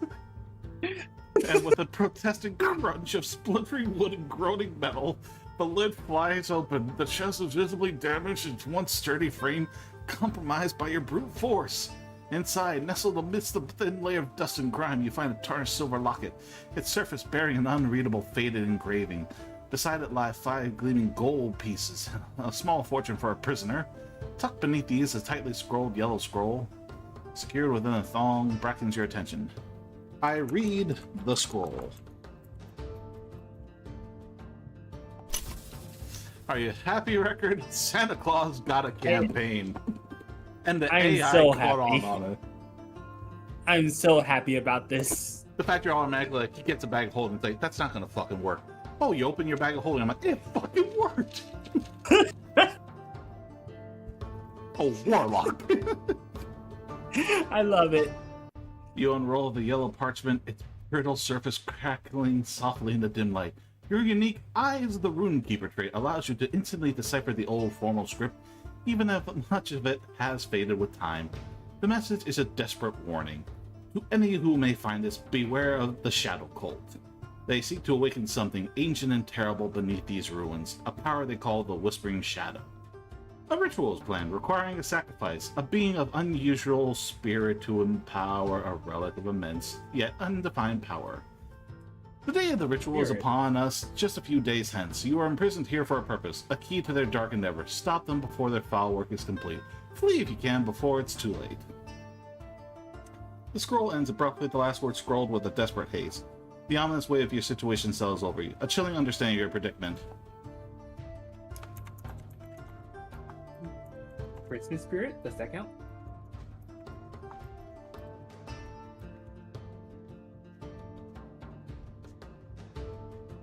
Sacrifice of unusual spirit.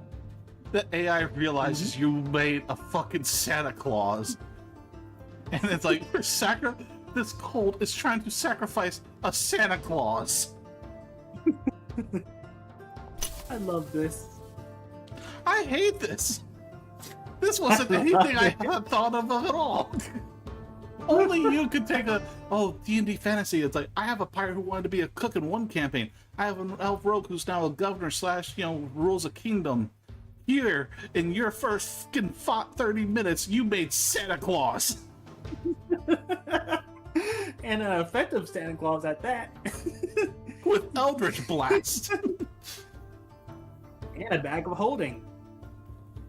And a naughty list. A cold dread grips you. This is great. A cold dread grips you as the words of the scroll sink in. You clutch the parchment, the paper trembling slightly in your hands. This is no mere prison. It is a cage set for a sacrifice. I got to get the hell out of here! You exclaim, the urgency in your voice raw. Without another thought for the broken chest or the gaping shaft, you turn swiftly from the circular chamber. Your boots clatter with renewed purpose on the uneven stone floor as you sprint down the corridor. Away from your cell and deeper into the dungeon's labyrinth depths. The flickering torchlight recedes behind you, plunging the path ahead into deeper shadows. But the chilling revelation pushes you onward. I look for a way out of this place.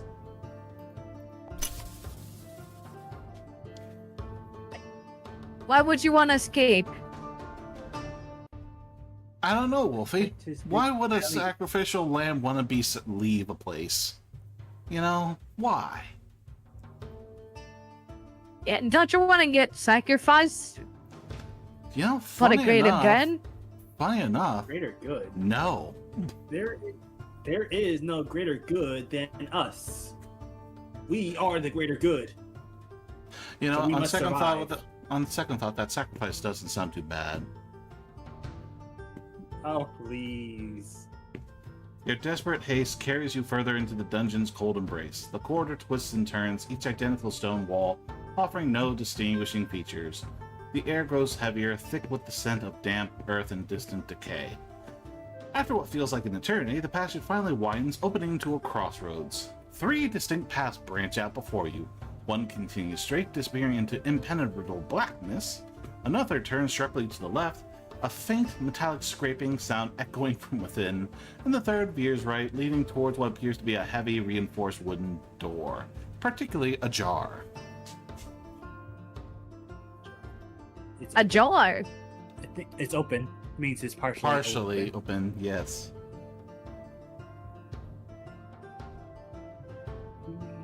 Take a peek in the door, wooden door. That's what I was thinking. I try to peek inside the wooden door. And Wolfie is going ah wah wah wah. Yeah, why would you take a peek? Why not?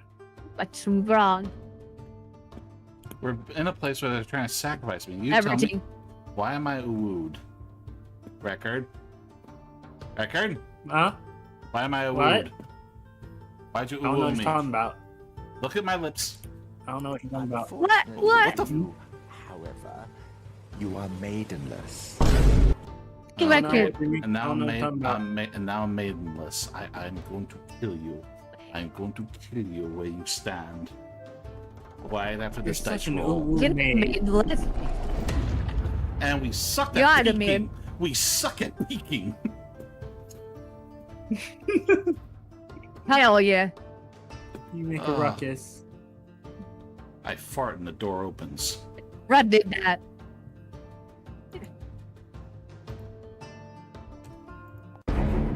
Oh, good Nice. combat. Because of his stimming. Oh, let's So when see. you so when you hear this music, folks, that tells you we're in combat mode now. Your large frame and a loose stone. You creep towards the partially ajar door, attempting to press yourself against the cold stone frame and peer through the narrow grip. However, the large frame and loose stone beneath your foot conspire against you. A dislodged pebble skitters loudly across the floor, echoing the silence. The metallic scraping sound from the left corridor abruptly ceases. From within the room beyond the wooden door, a low guttural snarls, "Who's there?" Before you can react, the door is violently kicked open, revealing a robed figure with a crude ceremonial dagger clutched in a gauntlet hand. Its eye gleams with phantasm as it snarls, "Intruder! The whispering shadow will feast on your soul." Oh, not guard has health. Oh, God. How much health? Look Less at than that. a rising. Eldritch Blast the Cult. Otherwise, I have no ranged weapon and only a dagger.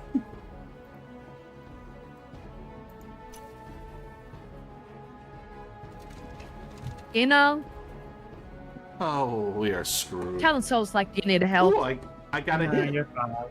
I did 3 force damage.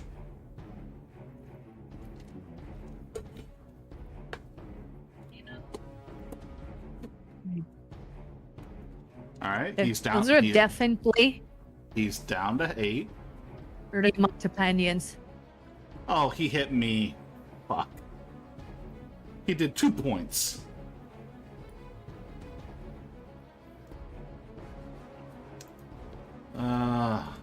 So we gotta make the rising morpher tanked. Oh, hail Constitution.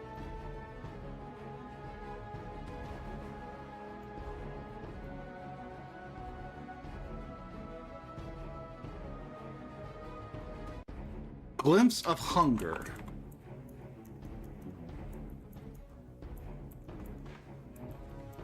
On the cult. Ist. I'm gonna use my spells, baby.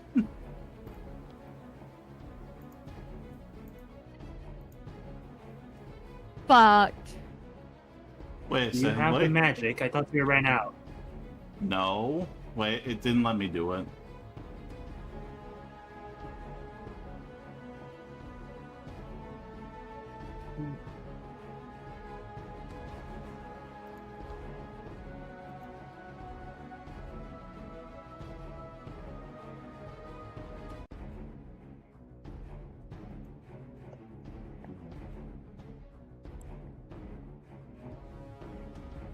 I use the spell Glimpse of Hunger? I cast Glimpse of Hunger. Whoa.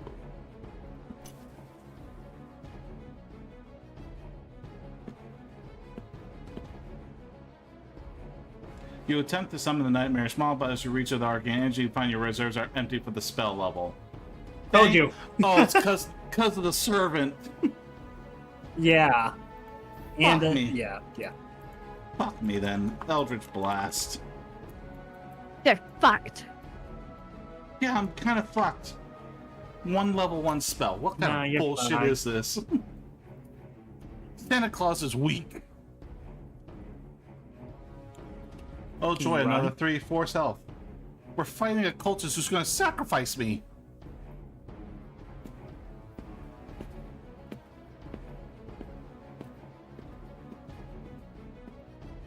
It's for them Gladigan. Wait, what? It stopped? There's then a swift first strike, your Eldritch Blast. He reeled, a guttering gas escaping his lips as his fanaticism finally failed him. His eyes, once burning with the devotion of the shadow, glazed over as he crumbled to the dungeon. I only did 6 damage. He had 11.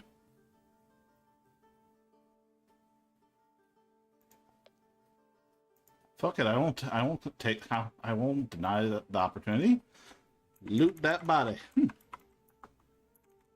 Loot that body, now loot that body.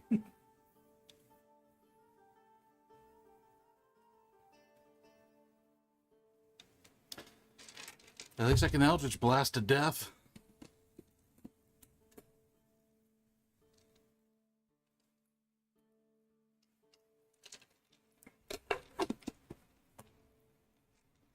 Oh my god. Oh, how was after combat? Oh, he had a lot of shit. Good thing you have a large bag of holding. Simple leather pouch. Smooth blackstone. 2 daggers. Another pouch. And 60 coins. We live to fight another day, gentlemen. You kneel beside the crumbled form of the fallen cultist guard, the metallic tang of fresh blood mingling with the dungeon's usual musty scent.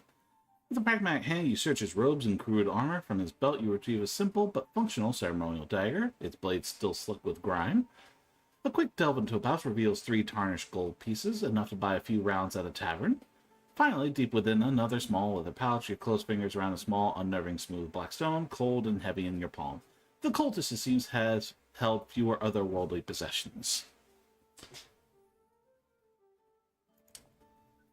I take his cloak and use it as a disguise as I find my way out of this place. Disguise is key and everything, you know?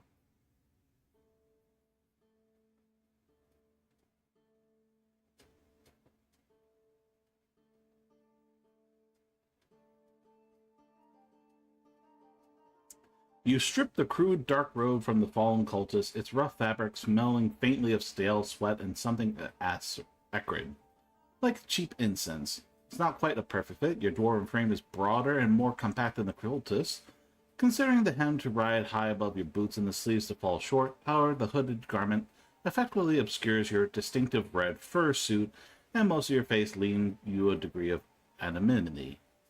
As you pull the hood over your head, you feel a grim determination settle in.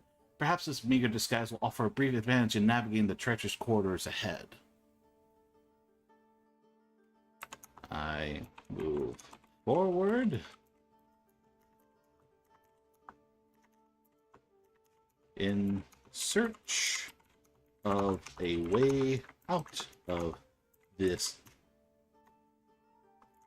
of this place. Down the right side.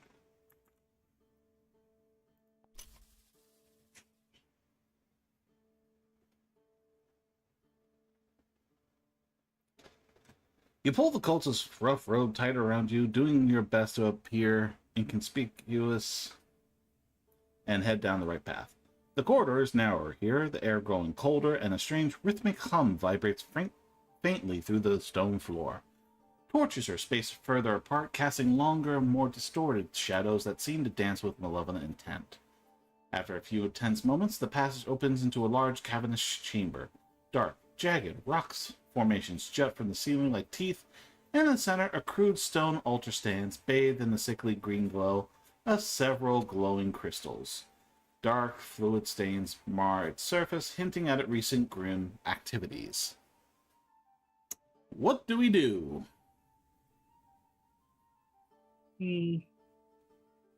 So here, right, the corners.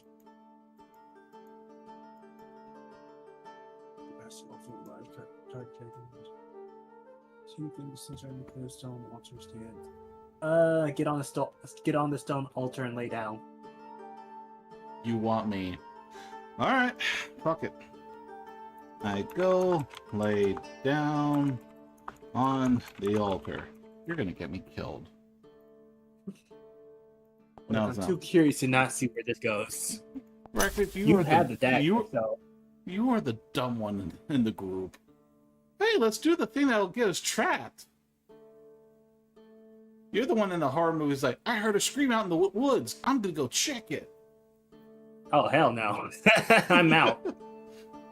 I'm sorry. You see an altar, you're like, let's sit on it. Oh my God. With an unsettling sense of purpose, you approach the crude stone altar. Its surface is cold and uninviting, slick with the vicious dark stains you noticed earlier. The sickly green life in the crystals casts an eerie glow, making your reflection in the wet stone appear distorted and menacing. Despite the chilling atmosphere and the clear implications of the altar's use, you hoist yourself onto its cold, flat surface.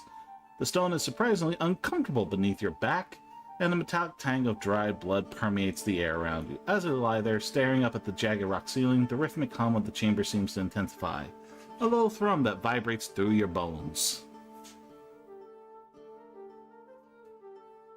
Touch your hand with the ceremonial dagger. I am not... What the No. Cut your hand with the ceremonial dagger. Record, why are you trying to commit the damn ritual? No. They didn't do it. I wouldn't do No. it. It's not fun. You know what? Spend 300 bits and I'll do it. Trigger the sound alert. 300 bits. I don't have 300 bits. I have Well, 4. Well, then I don't have to do it. If you had 300 bits, you could have made me do it, but you didn't. I can't give credit. Come back when you're a little Yeah, like he said. richer. Come on. Oh, who No. said? Have a loan. No, I specifically said you want me to do things, you have to pay bits. This isn't a free trip. I'm spending money on this. You can pay back in this.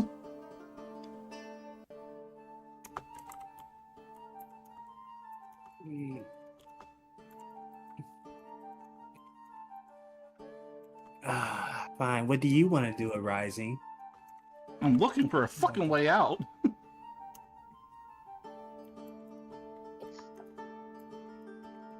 You don't have to die for it. You just need to drop a few drops of blood from your hand. Record, you don't do D&D, clearly. I would like to. Well, let me tell you, as someone who's more seasoned into it, you're fucking off to the bad start.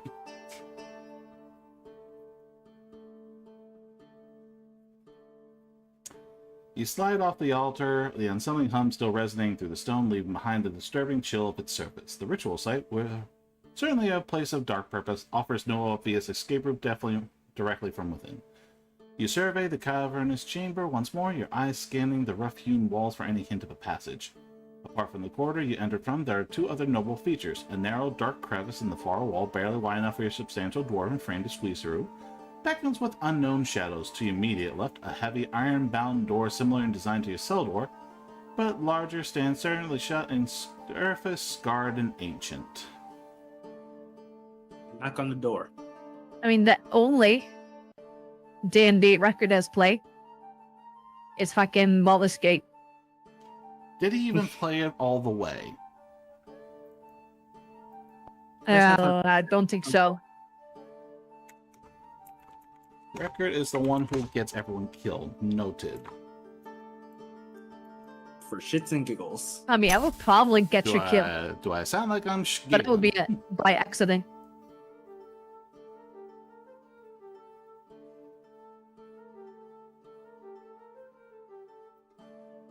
You raise a heavy fist clad in your cultist robe and rap sharply on the iron-bound door.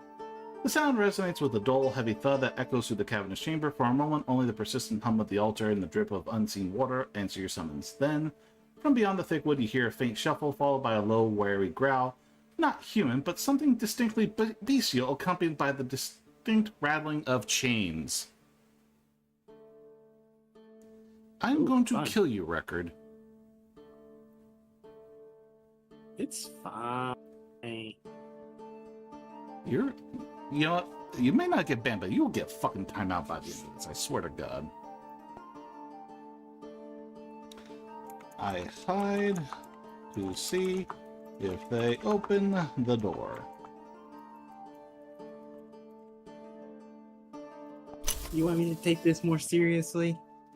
I wish. You made a fucking Santa Claus. And are you saying that's a bad thing? Yes! No, it's not. This is great.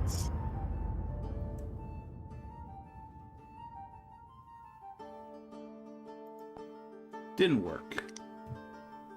You attempt to Alright, battle in the I'll shadows take this near the next door, week. pulling the cultist robe tight around your form. However, your movements are clumsy and a loose piece of rock scrapes loudly under your boot and you try to position yourself.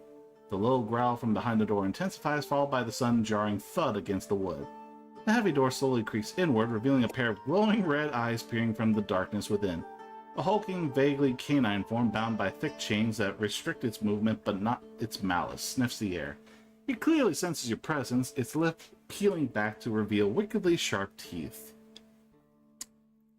Do you have a snack in that bag of holding to offer the creature?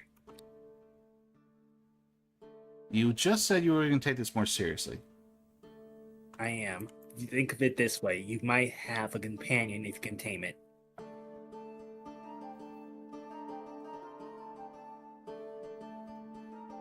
You saw my inventory. All I had was a piece of paper and ink. You didn't, and that cultist didn't have any food on them? Darn. I mean, you could all get the cultists.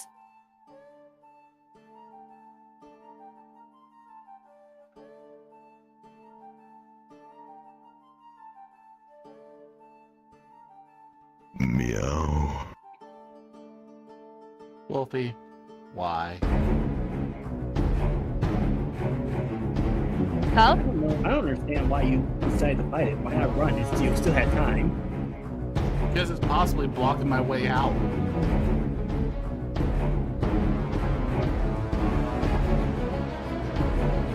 About if it's just protecting the bed. It seemed more like it was in a cell. So I figured you might get a companion out of it. So that's why I had you knock on the door, but...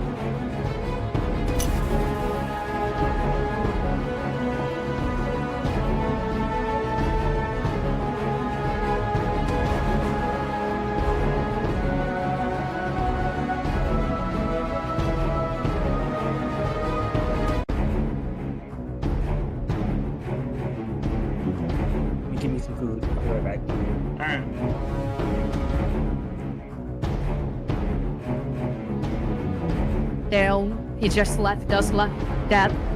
Story of our life. Still around. He's a terrible teammate. He ditches us in the middle of combat. Typical.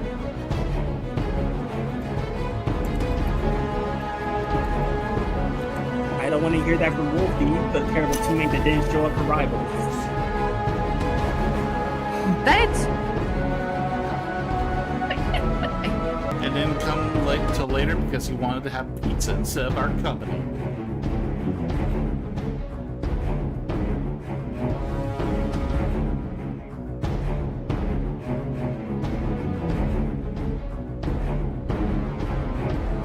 first Poor of all. thing, Wolfie. Terrible teammate. Oh, could have hit me. I don't know time zones. 8 Two. points!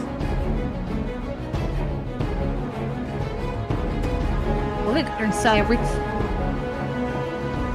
when you were starting. Oh, Jesus Christ. This is a We do or did die today. fight It's not now. my I fault. even translated it. You're not even paying Oh, for attention to the fight, guys.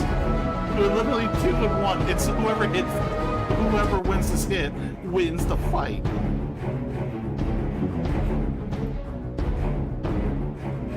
I mean, you should have ran while you had the chance. Yeah, you're gonna die.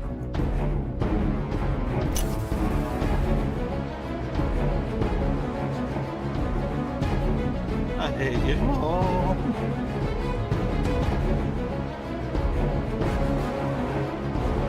Are you alive? We're about to find out.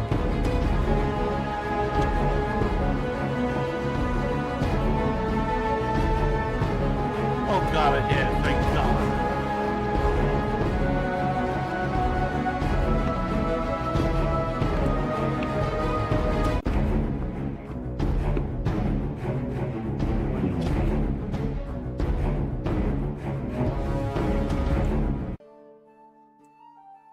I short rest like a motherfucker. Short rest now. Doc, That almost killed us.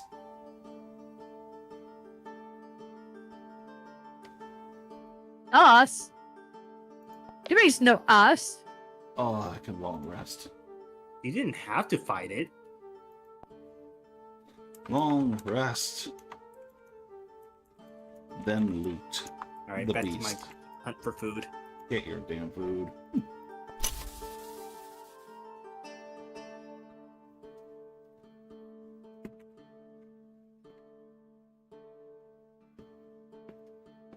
You consider taking a long rest, but however, since we're in the place, I can't rest, so I can't level up until we get out of here. Damn it.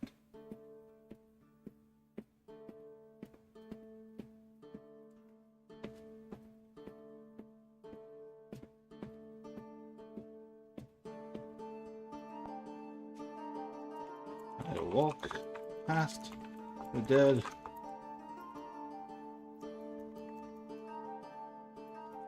Past the dead creature and move forward.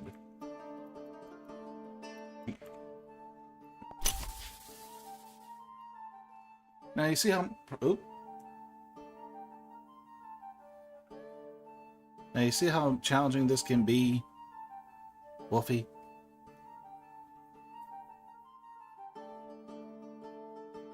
Yeah, it's a kind shame you sucked. You step over the inert form of the chained beast and morbid trophy of your narrow escape. The open doorway, once guarded by a creature, now leads into a dark, narrow tunnel. The air with its cooler with a faint, earthy smell and the rhythmic drip of waters pronounced here. The tunnel to see its rough-hewn walls suggesting a natural formation, perhaps an old cave system integrated into the dungeon. The path twists and turns, making it impossible to see far ahead, but a faint humid breeze brushes against your hate, hinting at larger space or an exit further on. I dash for the exit.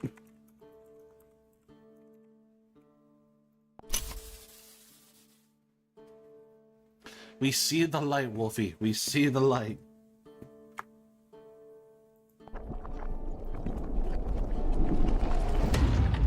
I do I not don't see no dash. bite. I trip, apparently. You break into a clumsy run, your heavy boots pounding against the uneven tunnel floor. The desire for escape overrides caution, and in the oppressive darkness, you misjudge a turn. Your foot catches on a loose stone, sending you stumbling forward. You bark your shin hard against a jagged rock jutting from the wall, a sharp jolt of pain momentarily stealing your breath. You manage to keep your balance, narrowly avoiding a full fall, but the momentum is broken. You are still within the narrow, twisting passage, no closer to the immediate exit. The throb and pain, a stark reminder of your haste. Short rest, then walk out. Bitches. I lost 4 health from that running. You lean against the cool, damp stone of the tunnel wall. Yeah, I took 4 damage when I fell because I ran and failed the strength check. You lean against the cool... you so? Shut up. Santa can't keep his step. You lean against the cool, damp stone of the tunnel wall, taking a moment to catch your breath and recover from your clumsy stumble. The short rest, though brief, allows the sharp aching in your shin to subside, and your renewed sense of composure settles over you. With your strength and focus replenished, you decide against further haste. Moving more cautiously now, you resume your trek through the unwinding passage. The faint breeze strengthens, carrying with it undeniable scent of fresh air and pine. Soon the oppressive darkness of the tunnel begins to recede, replaced by a growing gray light. You push through a final narrow squeeze between jagged rocks and emerge, blinking into the cool embrace of pre-dawn. You stand on a craggy hillside, the dungeon's hidden entrance now a dark maw behind you, overlooking a vast snow-covered forest stretching towards distant jagged peaks. The air is crisp and clean, a welcome contrast to the foul dungeon. Do I see any nearby towns?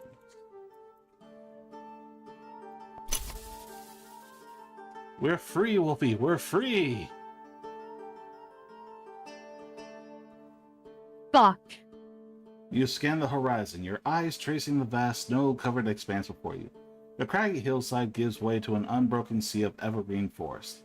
Its dark balls laden with fresh snow, in the far distance, towering, jagged peaks pierce the pale, pre-dawn sky. Bare summits glinting with ice. There are no signs of civilization, no wisps of snow, no glimmer of distant lights, no discernible roads or paths cutting through the wilderness. Only the stark wild beauty of the northern mountains and the silent ancient forest stretch out underneath the nascent light of morning. Fuck.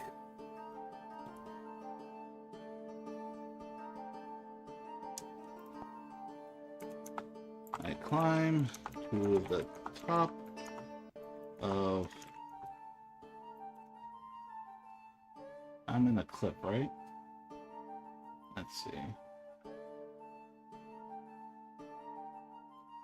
I'm on the top of the hillside.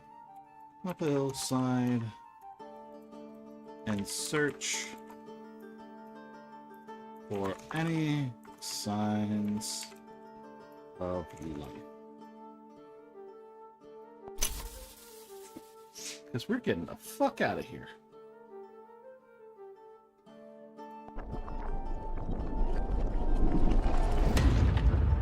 Oh, thank God, a good roll.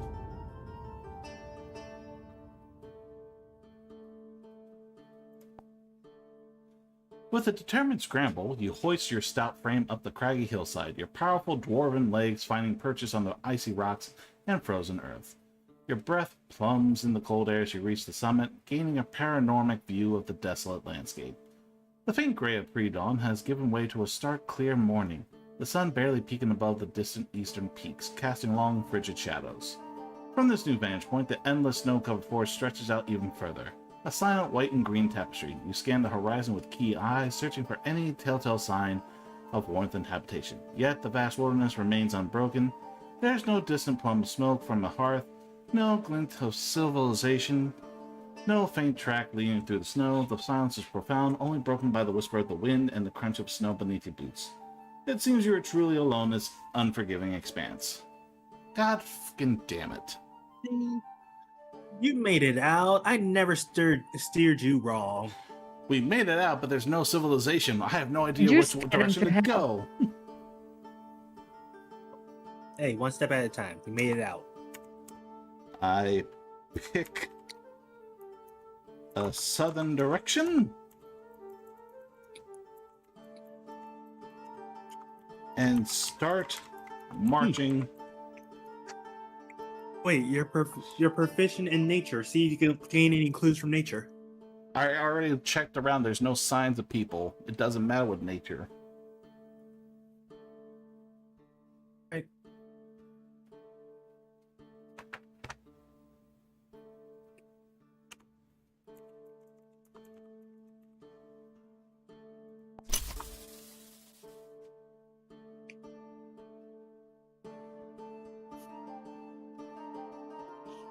You turn your back on the dungeon's hidden maw, choosing the path less trodden and heading south into the vast, snow-laden forest. Each step stinks into the fresh power, leaving deep tracks that will quickly fall with falling flakes, erasing your passage. The silence of the woods is profound, broken only by the rhythmic crunching of boots and the occasional creak of frost-covered branches high above. Towering pines, heavy with snow, block much of the weak sunlight, casting the forest floor into a perpetual, chilling gloom.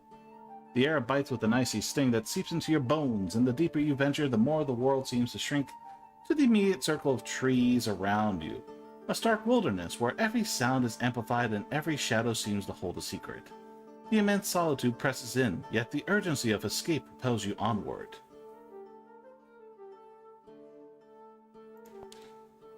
Keep going. And don't stop till we find somewhere. Perhaps we should have gone north. Yeah, I'm gonna go further north. I mean, where else would Santa be? I do not want to be north. Record? I am not Santa. The game and us seem to think otherwise. You made it Santa, not me. The hours melt away as you push deeper into the forest's frigid embrace. The endless cycle of placing one heavy boot in front of the other becomes a monotonous rhythm against the backdrop of silent snow-laden pines. The initial bite of the cold has become a dull ache and your vision blurs with fatigue, but the memory of the dungeon and the scroll's dire warning spurs you onward. The sun, a pale distant orb, begins its descent, casting longer purple shadows across the pristine snow. Still, no sign of light beyond the tree, no smoke and no distant call. Only the deepening silence and the growing chill of the approaching night.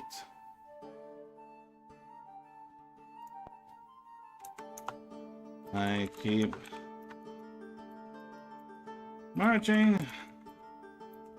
like a drummer boy.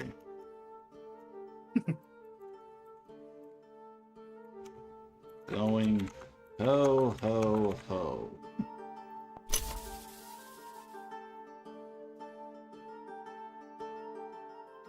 You continue your relentless march, the cold air filling your lungs with every determined breath.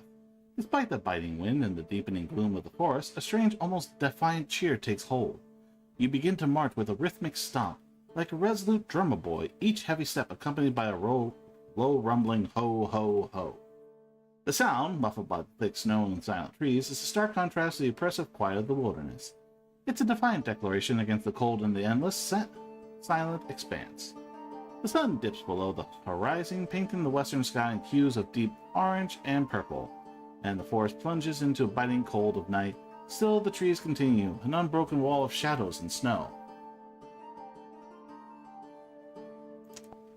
I use my dagger to cut off pieces of wood from the trees.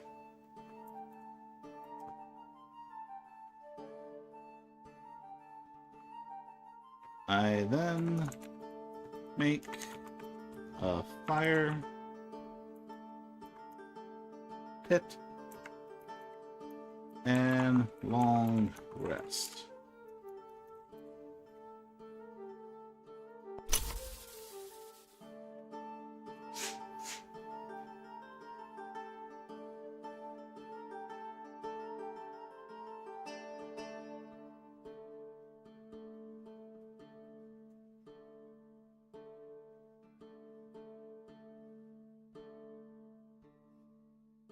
Congratulations, you reached level 2.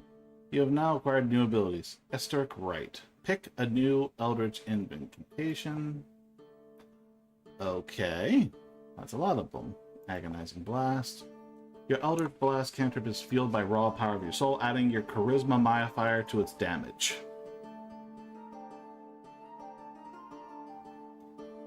Armor of Shadows. Twice a day, cast mage armor. Beast Speech.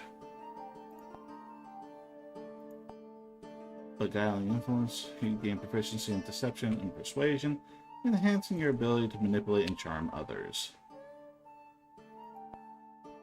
Dark Sight. Mask of Many Faces.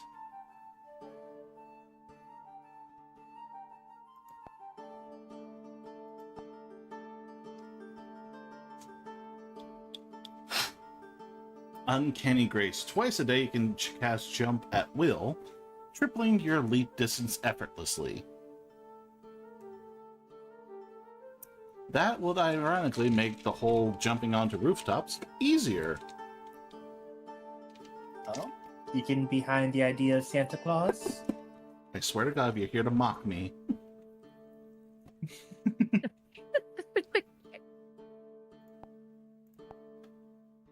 And a new spell. Disguise Self. Santa. I could get Jump anyway, but it's a cantrip, so I could keep doing it. You can magically enhance a Can I physical get a form of wooden one horse? creature, including yourself. The creature's jump is Christmas? triple for 1 minute. Shut up. Can I get a distilling jug for Christmas, Santa? I can disguise myself for an hour. I'm sure that helps when you get caught. You can seem 1 foot shorter or taller and can appear thin or fat in between. You can't change your body type, so you must adopt a form that has the same basic arrangement of limbs. Otherwise, the extent of the illusion is up to you.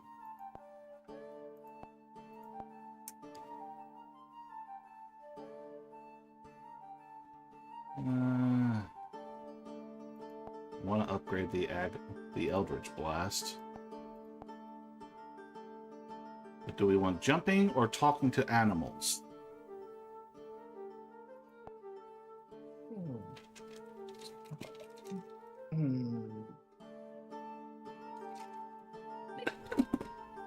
Jumping.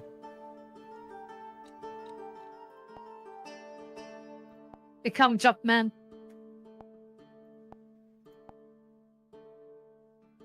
Alright, and disguise self is my spell then.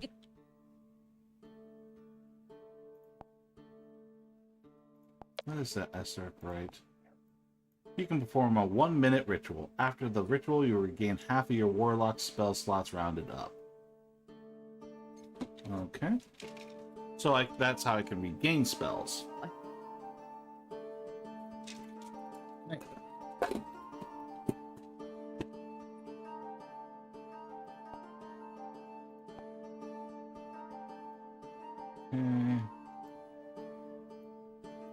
What is my charisma?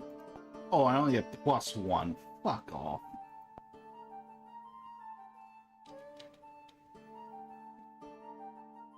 Yeah, fuck it.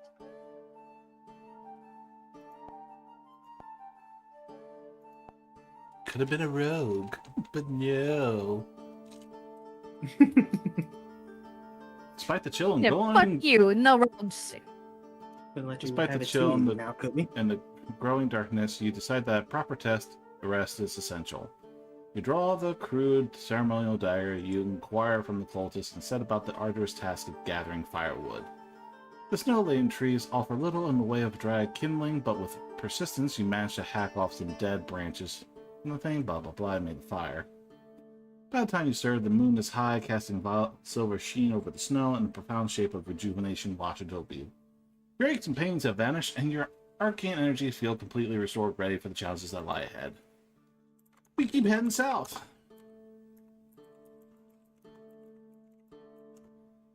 I will find a town.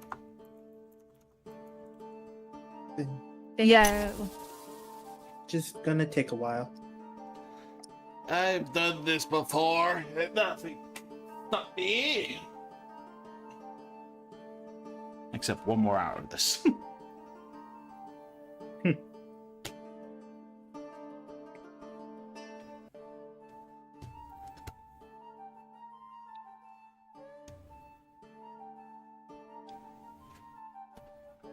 They're really struggling to come up with an answer.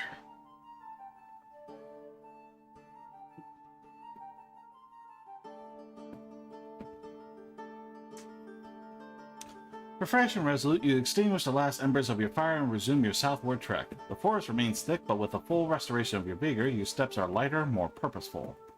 The monotonous white of the snow-covered pines eventually begins to give way to broader, deciduous trees, their bare branches reaching like skeletal fingers towards the gray morning sky. As the day wears on, you notice subtle changes. The snow, while still deep, seems less pristine, occasionally showing faint animal tracks that diverge from yours. The distinct call of a hawk pierces the stillness, and for the first time since emerging from the dungeon, you feel a faint stirring of hope. You're still deep in the wilderness, but the air carries a subtle shift, a hint of something beyond the unending trees, an unspoken promise of eventual civilization. I'm a-coming home!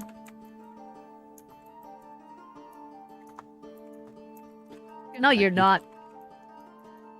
I keep walking.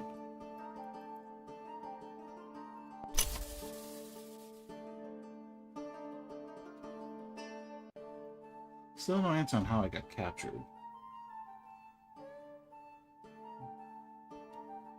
You got too drunk see. at a bar.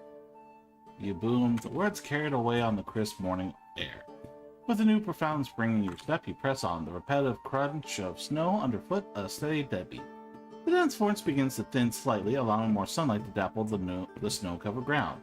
You notice more signs of larger animal activity, deer tracks crisscrossing a path, and a distant, almost impersonal column of smoke curling against the pale sky.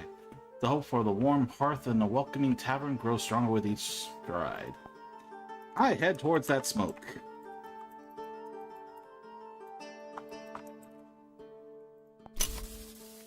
Thing is, I don't even know what I'm going to do once I find this town. This is where chat, if they spent 300... This is where if chat spent 300 bits, they could have figured that out for us. You fix your gaze on the distant whip of smoke, a beacon in the otherwise unbroken expanse of trees, and alter your course. The further south you travel, the more the landscape begins to subtly shift. The dense ancient pines gradually give way to a younger growth and then to more open spaces, marked by scattered deciduous trees and clearings. Ah, shit, we're being invaded. Protect the fridge. They're trying to ruin story time. And, oh, it's fucking red. Greetings, Hey, Red. invaders! If you think you're going to get my fucking fridge, you're sadly mistaken. There's already nothing eaten for you everything in there. here. I mean, It's only I taken. just gotta take them out first. Sorry, guys. It'll take 2 seconds. I just gotta take these two out first. No one ever learns to respect my property. The fridge had great stock. Yeah, so it would have been great to have it. Had. Yours too. Shut the fuck up. Alright, let me shout out Red. Oh, You messed that up. I realize that, Red. Thank you. Thank you for You're your welcome. infinite bird boy wisdom. How's VR chat? Welcome.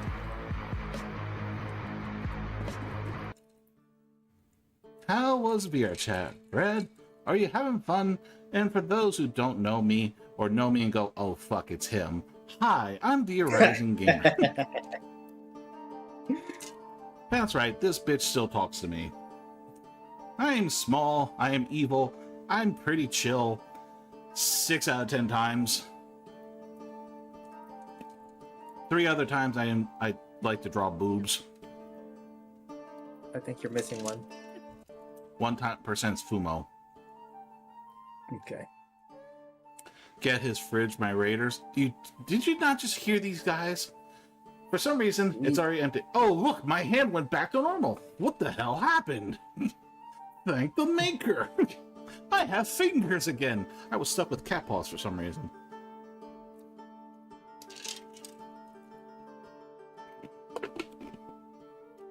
Hey, Wolfie, that's Red, ironic. you're a For bitch. some reason, you were a raider. Care to explain, friend?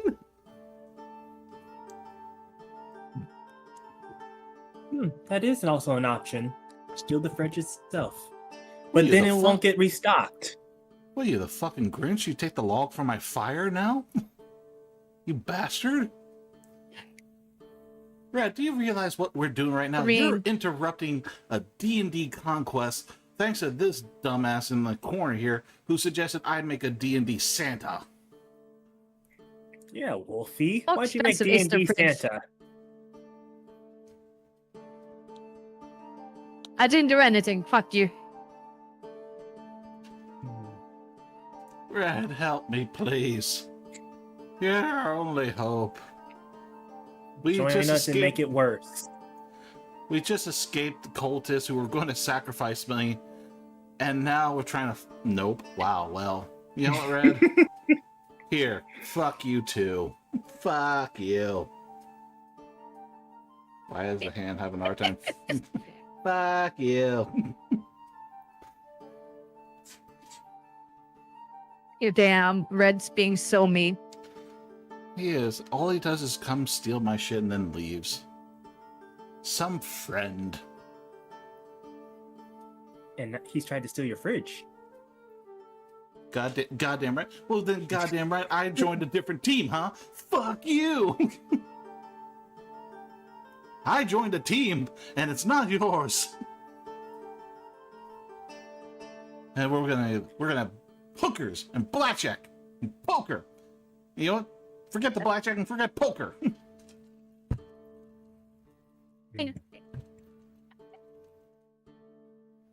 I will I will make the funny joke that you don't like. Go on. Do it, son of a bitch. I'm staring at Let's you. hear it. I want to know what Do it it. is. Do it. You don't get the balls. Do it. Do it. Join the side of he's puntable. I mean, yeah, he's small enough. You know what? I have a retort now because I have I mean, Irish, he's kickable. because I have a solution thanks to my Irish family. Like Punch Up, I will punch you in the dick. We'll just have to hit you quicker. I latch. Yeah, it took him like When he's you try to kick ball me, in I will latch American on. football. Hmm. No, you won't, because I'll just latch on like a spider. Be like,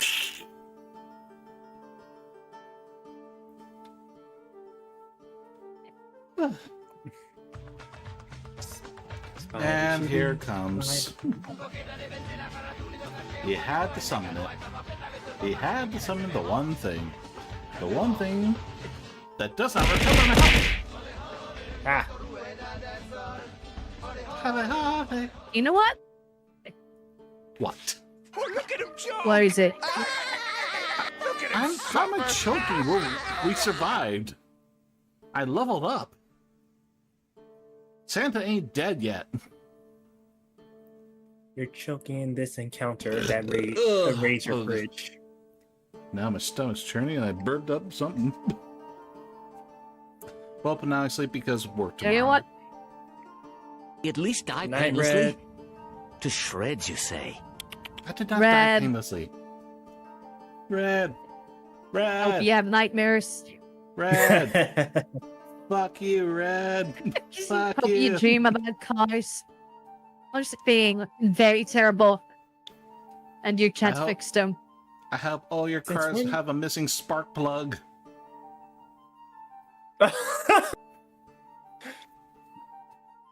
Wait, since when is there an option to give 1,000 subs? Who gives 1,000 recently. subs? What billionaire There- gives there's an 1,000 subs? There's an option there that says 1,000 subs, and it's $6,000. Again, what? Yeah, it came up like a few weeks ago. Again, what suddenly sparked it that some asshole had to be like, you know what? We need 1,000 sub option button. Like, who's got that kind of cash in this day and age? A lot of people. I will make sure you take It doesn't use to to start take from. all of the bolts off your machines in the shop except one. This is why I don't leave my egg cruiser in your fucking garage. I never trusted it. So there. Should we get back to the damn story? You know what, Fred? I mean, we can. Up when Oh you my. touch the car, it just breaks. Every part falls off. Alright, found it in the back Every of your single lair. part. I let you come into the lair one time and you fucking just decide to map everything out. And he's a spy. He's a government spy. What are you trying to say? He's like the Get fucking him. spy in Team Fortress now? And I'm the one who Yes. deflated half your tires by 3 decibels. That's both. 3 points, whatever the fucking pressure thing is. Um, Fuck off. Work with me, record. I keep Pressure you fringe. units, PSI. Oh yeah, that's right. He is French. Joke's on you. I inflate them every day before I leave for work. Joke's on you. I replace your air with helium gas.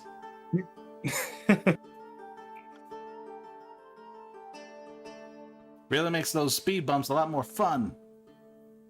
Wee. Doom, doom.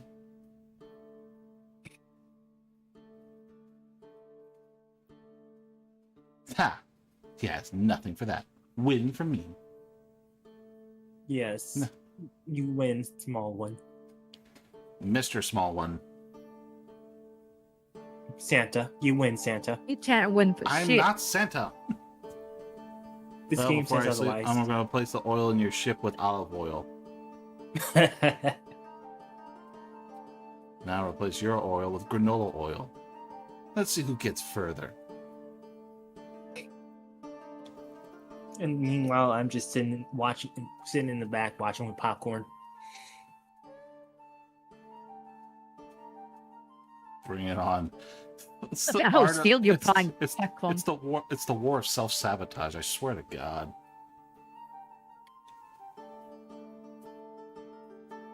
All right, back to the damn adventure.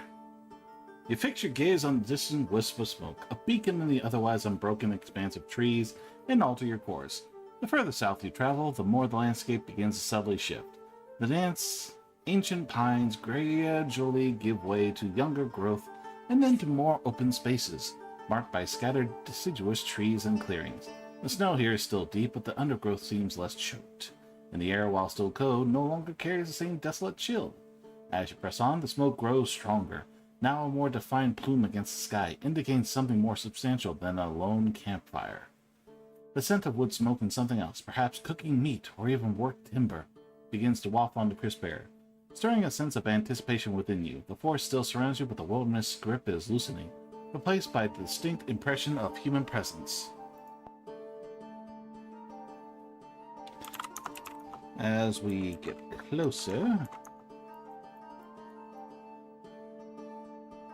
Ah yes, the stream mode cards are still a thing.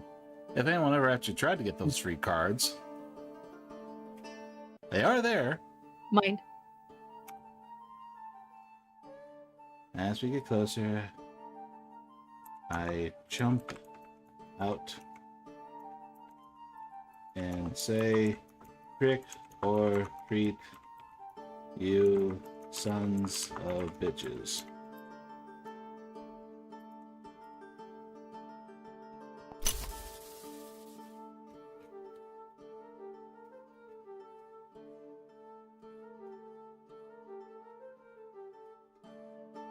As you burst through the final screen of snow-laden pines, the source of the smoke reveals itself. A small, bustling logging camp nestled in the clearing. Rough-hewn shacks against the snow. The air is thick with the scent of freshly cut timber and wood smoke. Several burly figures, cloaked in practical furs and leather, are gathered around the camp crackling fire, their axes and saws momentarily idle. The enticing aroma of roasting game drifts towards you. Without a moment's hesitation, you leap from the tree line, scattering a shower of snow. Trick or treat, you sons of bitches, you bellow, your voice echoing the boisterous gusto across the camp. A stunned silence falls over the loggers, their conversations abruptly cut short. Every single head swivels to face you. eyes wide with a mixture of shock, confusion, and a hint of wary alarm as they take in your impressive red fursuit and snow-dusted bearded visage. For a long, tense moment, only the hiss and pop of the fires dares to break the sudden out quiet. Which one of you is fucking laughing? I can hear it right now.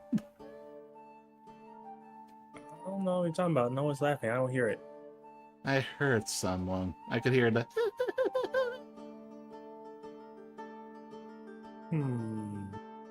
Nope, you're It going wasn't crazy. me. Are you sure? You sound like you're laughing. Journalism in mine. I think it's schizophrenic. I think you were laughing. Are you laughing at me? Personally. Are you trying to laugh at me? You Yeah. laughing? You're under a lot of stress rising. I think you're I'm not hearing laughing things. look like right a- now, Do I look like a clown? but I am laughing at you every day. Of course you are. Yes. In a cocky clown. You. And you definitely talk like one. No, I... Move on. Can we move on from that? Can we move on from that? I pause, staring at them, looking up and down and all around. I break the ice.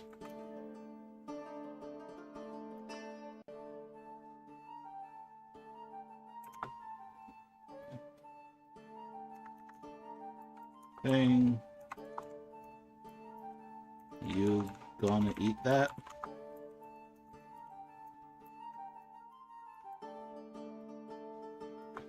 And point at the food.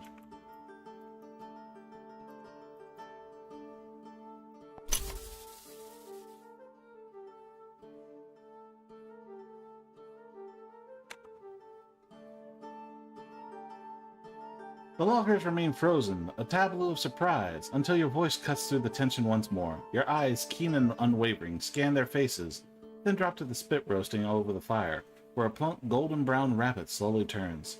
You point a thick gloved finger at the sizzling meat. You gonna eat that?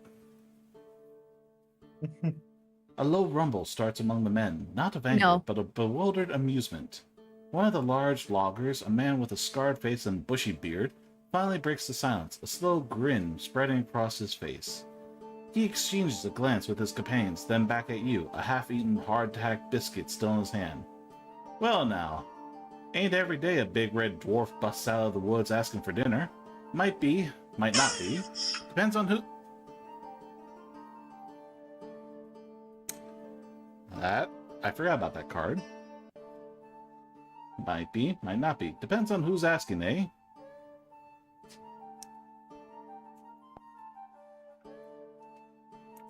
I introduce myself and explain where the heck I came from.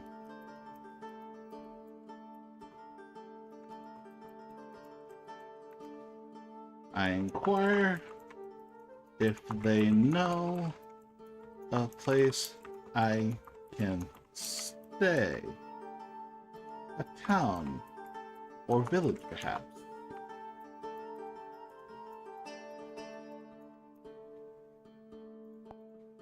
Right now, we're stuck at a logging camp with a bunch of men. And I will not be stuck at a sausage fest. And I know you were laughing again, Wolfie. I can hear you. I'm like fucking guru. I can hear you, Nail.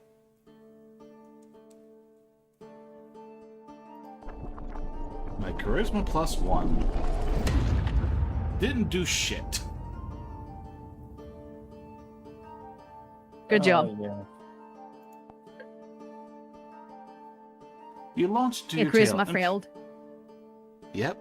Thank you, Wolfie. I couldn't see that. Thank you with your big brain number.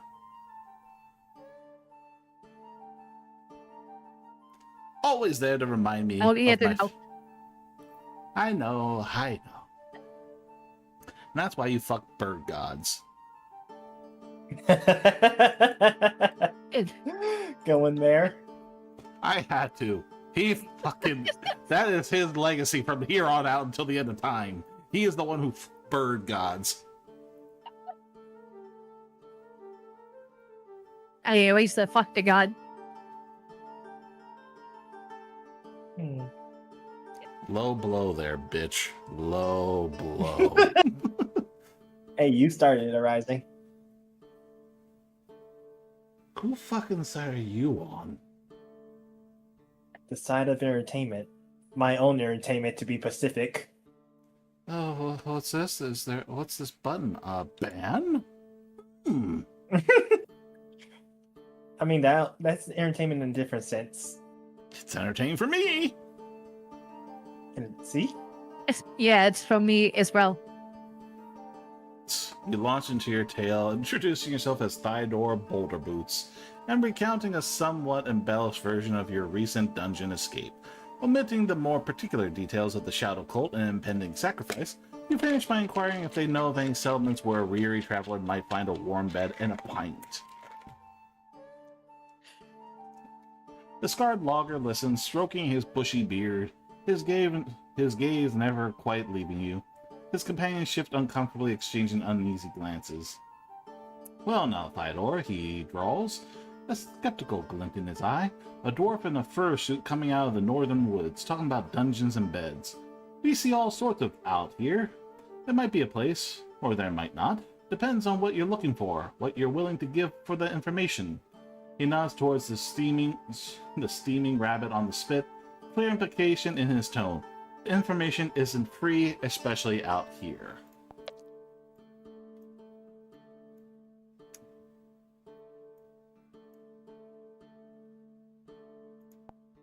How about Terry's just torturing him. How about 2 black stones and 15 coins?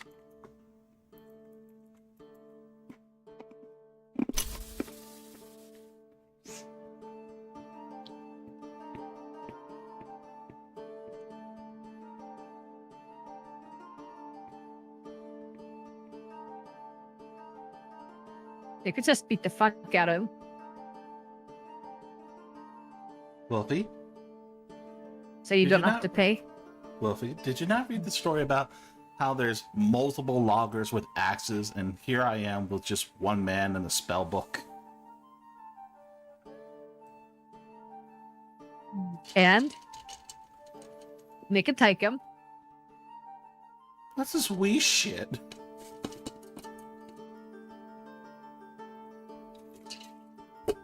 You dig into your pouch, pulling out 2 of the peculiar black stones you found in the dungeon, and a handful of silver coins, totaling 15. You offering them to the scarred logger, whose eyes track the glint of metal and the smooth, dark surfaces of the stones. He picks up one of the stones, turning it over his calloused fingers, a thoughtful expression on his face. His companions lean in, their eyes also on the offered payment. Black stones, eh? He murmurs, his gaze flicking between the mysterious objects and your earnest face. Not gold, but interesting. And 15 coins? That's a decent bit for some gossip, I'll give you that.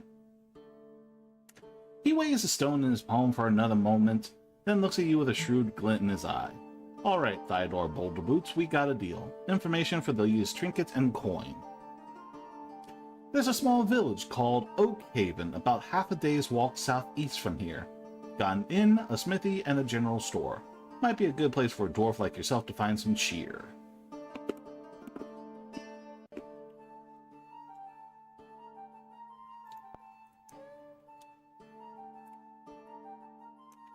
I ask if they have any transports that could help speed up my trip.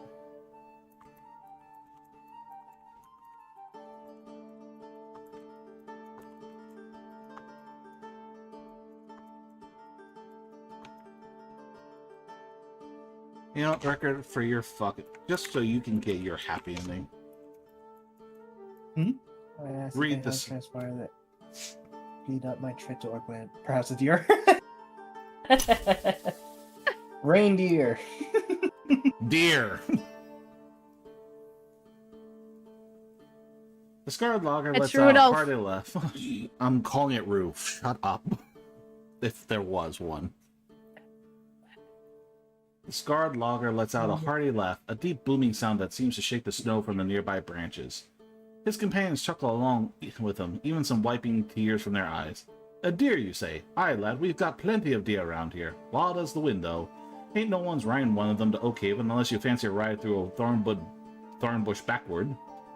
He wipes a tear from his eye, still grinning. No, Theodore, we don't keep mounts here. Too much trouble with the wolves. And the timber runs are too rough for any sane beast to pull a cart. You have to walk, same as you've been doing. Good news is, Oakhaven's a straight shot. Just follow the old logging trail southeast from here. You'll hit it by sundown if you keep a good pace. They don't even keep deer around. Up there. What is your name, I inquire? Oh, get a quill if you can.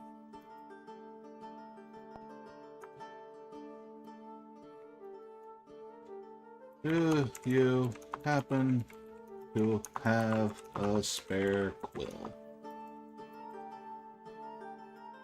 I still can't Why a believe quill? Because we broke ours when we unlocked the door. I still can't believe I lockpicked the door with a quill, and it worked. I still can't believe that's a sentence I can say. Alright. Boren Stonehand, as he now introduced himself, lets out another hearty laugh. And at your service, dwarf. And the quill, he scratches his bushy beard, a thoughtful expression on his rugged face. Out here, don't reckon we've got much use for these such delicate things, more for axes and saws, you see. I might have a stub of charcoal somewhere if you're looking to mark something on wood, but a proper feather quill, that's city's folks' tool. When in the blazes would you need one for out here? He gazes you with renewed curiosity, a knowing glint in his gaze. I keep a list. That's all I say. And I check it twice. Shut the fuck up. Shut the fuck up. I keep a list. I'm And then giving you just pop gold out- here. You just pop up behind the tree. And he checks it twice, and I'm like, shut up. I'm giving you gold here. I don't know why you're so upset. I can be upset if I want to. You were thinking like D&D Quest, Chef Life. Nope. D&D Quest, Santa Claus. Merry fucking Christmas, everybody.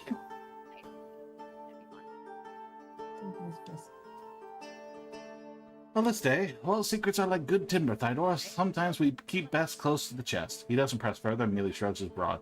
Can't help you with the quill, but I can offer you a warm spot by the fire and a bit of this rabbit before you head out. It's a long walk to Oakhaven, even for a determined dwarf with a list. The other loggers return their task. I graciously accept a bite of the Fuck yeah. rabbit. Then I start my journey southeast to Oakhaven.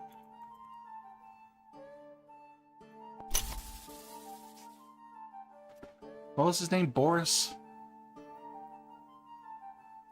You say his name? You think Yeah, I know? asked him. Yeah, but I don't think he answered. Boris Stone. Yeah, he did. Jane, Jared, I was focused on the quill, okay? just You were so. I'm more focused on the remember feather. names. First it was my feet, now a feather. You want to say something, Record? Hmm?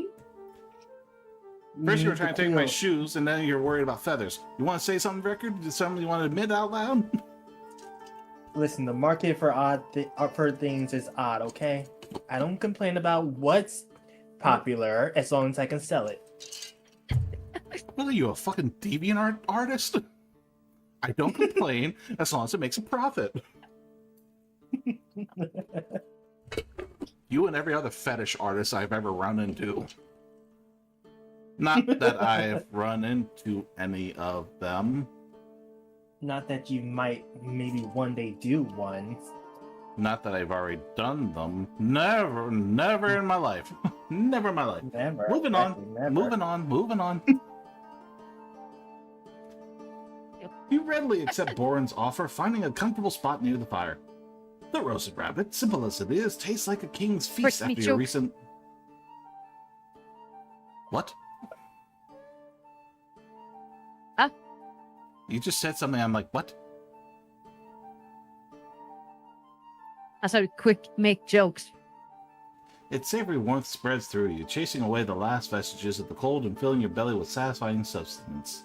You thank Boren and his crew, a genuine smile momentarily breaking through your beard. With renewed vigor and a clearer sense of direction, you bid the loggers farewell. You turn southeast, the crunch of snow beneath your boots once more, becoming a familiar rhythm. The logging trail, barely more than a wider animal path, guides you through the thinning forest. The setting sun casts long, skeletal shadows at the trees, urging you onwards towards the distant, hopeful promise of Oak Haven. We keep going until I arrive at Oak Haven, because I'm tired of keep typing. Keep walking. Keep walking. Why the fuck are we stopping? Keep walking. For some reason, every other time it's like, it takes 2 steps, and it's like, what do you want to do? I'm like, not waste my messages. Say, don't stop until I get there. Don't talk to me until you get there. You press onward, the logging trail growing ever so slightly wider and more defined as the forest around you continues to thin. The last vestiges of daylight fade, and the world is plunged into the blue-black embrace of night. Just as exhaustion begins to gnaw at your resolve, a new scent reaches you on the crisp air. Wood smoke, stronger and sweeter than before, mixed with the faint comforting tang of livestock and damp earth. Then, through a final parting of trees, you see it, tucked into a gentle hollow. A scattering of warm yellow lights pierces the encroaching gloom. This is Oak Haven, a few small houses huddled together, their windows glowing invitingly.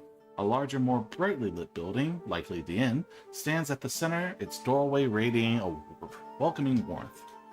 The distant muted sounds of human activity, a dog barking, muffled laugh, the creak of a door, reach your ears like a symphony after the wilderness's silence. The journey is finally over. At last!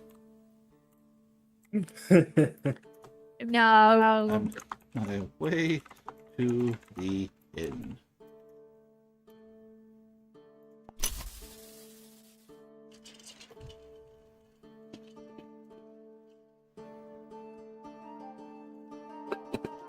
A triumphant cry bursts from your chest, echoing the relief flooding your being. At last! You bellow, shaking a fist at the starry sky before striding purposely towards the inn. Its warm glow beckons like a beacon in the cold night. As you draw closer, the faint sounds of merriment grows clearer. A low murmur of conversation, the clinking of tankards, and the distant strum of a lute. The scent of roasted meat, stale ale, and wood smoke wafts through its open door. A symphony of civilization after your solitary journey. You push through the sturdy wooden door, stepping from the quiet frosty night into the boisterous, welcoming heart of Oak Haven. As I enter the inn, what do I see?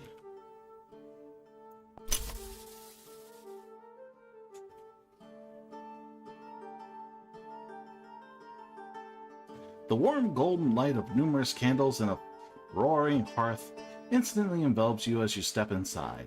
The air is thick with the inviting scents of roasting meat, fresh-baked bread, and spilled ale, mingling with the earthy aroma of damp wool and wood smoke.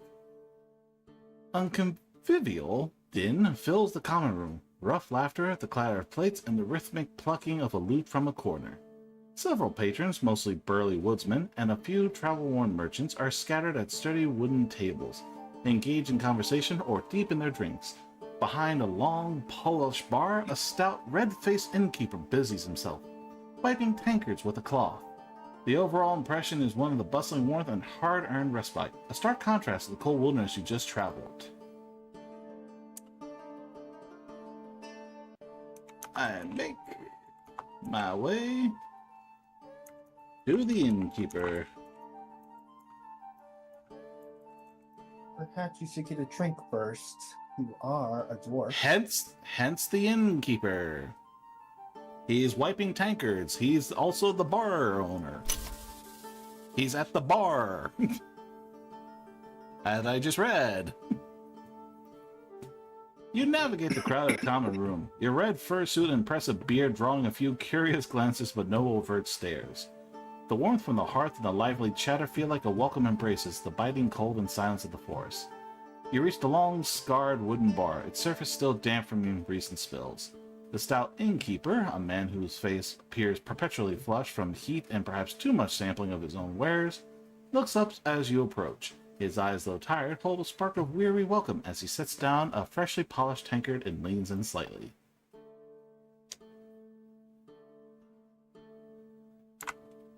You got any room?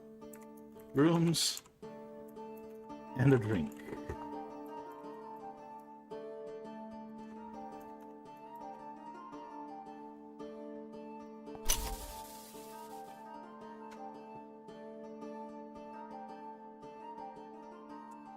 The innkeeper's tired eyes flick over your fur-clad form, a practiced assessment in his gaze. Aye, stranger, we always got rooms for those who can pay, he rumbles, a faint smile touching his lips. A silver for the night, clean sheets, and a warm fire included. And for a drink, what's your pleasure? We've got ale strong enough to put the hair on the dwarf's chest, and a passable wine if you're feeling fancy. Name's Alara, by the way, at your service. Never met it. Why is Alara like the first name they always throw at me? I've done 4 campaigns, and they all had the name Lara, and I literally had to type to the DM, stop using Alara. Like 3-bit. Every A low rise the time. curse. It's every time. But at least this time it's on a guy's name.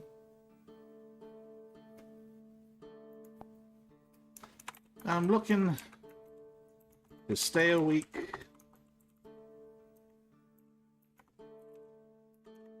And ale that will revigor, revitalize for the winter has been cold and blue to my balls. Is that Twitch friendly? I mean, you already said it and you already typed it, so. I mean, but it's not visually showing balls. Yeah, you should be fine. It's not. What do you mean? It's not like it's not like I'm writing down. He pulls down his pants and go, "See Not my allowed. balls." The AI voice lagged. This should be fine. It's not like I'm writing. I'm fucking the barkeeper. Which, hey, for those who are interested in this program, you can do that. Just make sure your rolls are actually good. Trust, no, like, it can go. When I say it will do what you want to do, it does. But as Kermit you are did, playing a bard. well, it's a guy bard, and I don't want to be like, I knew it. A rising swings that way. It's like you could do lewd stuff in this game, but as the Kermit iced tea commercial said, but that's none of my business.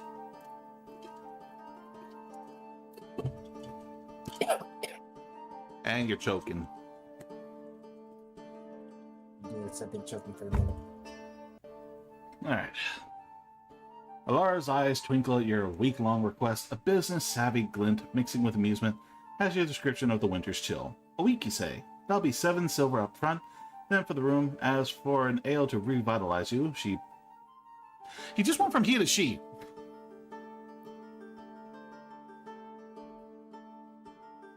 Y'all see that, right?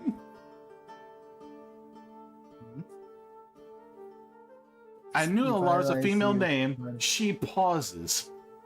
Her face. I thought it was a guy. Didn't say he. They did say he.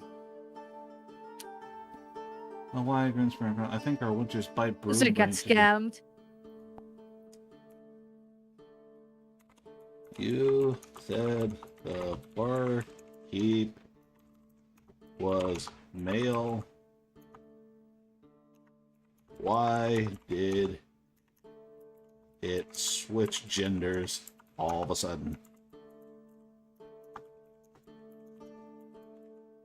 Because sometimes when you do this, it will it'll fix its text and go, "Oh shit, right." Let's see what happens.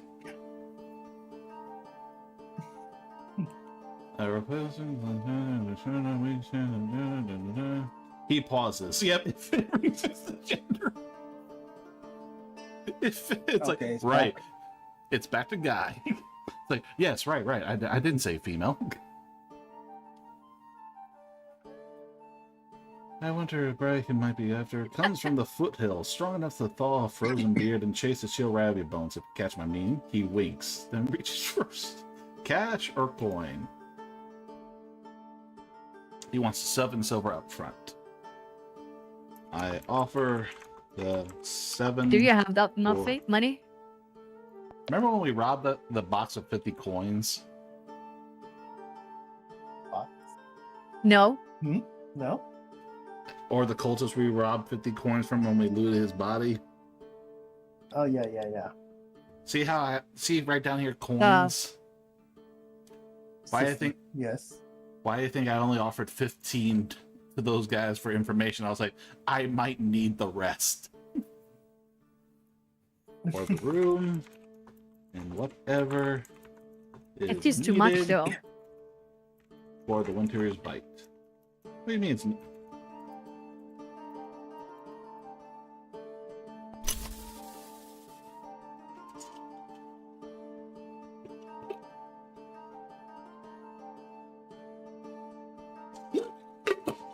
Ah.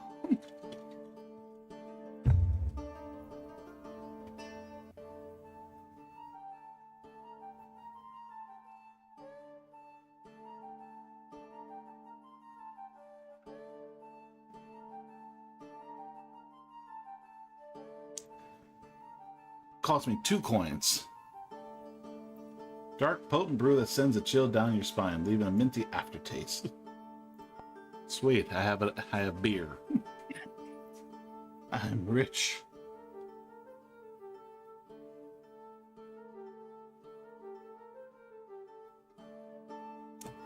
You count out 7 coins for the room and another 2 for the winter's bite brew, placing a small pile on the bar.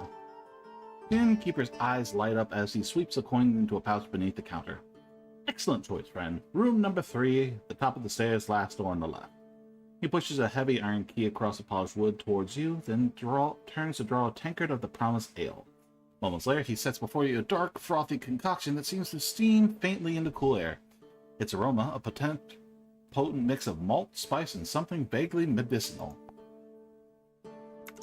I take a swig.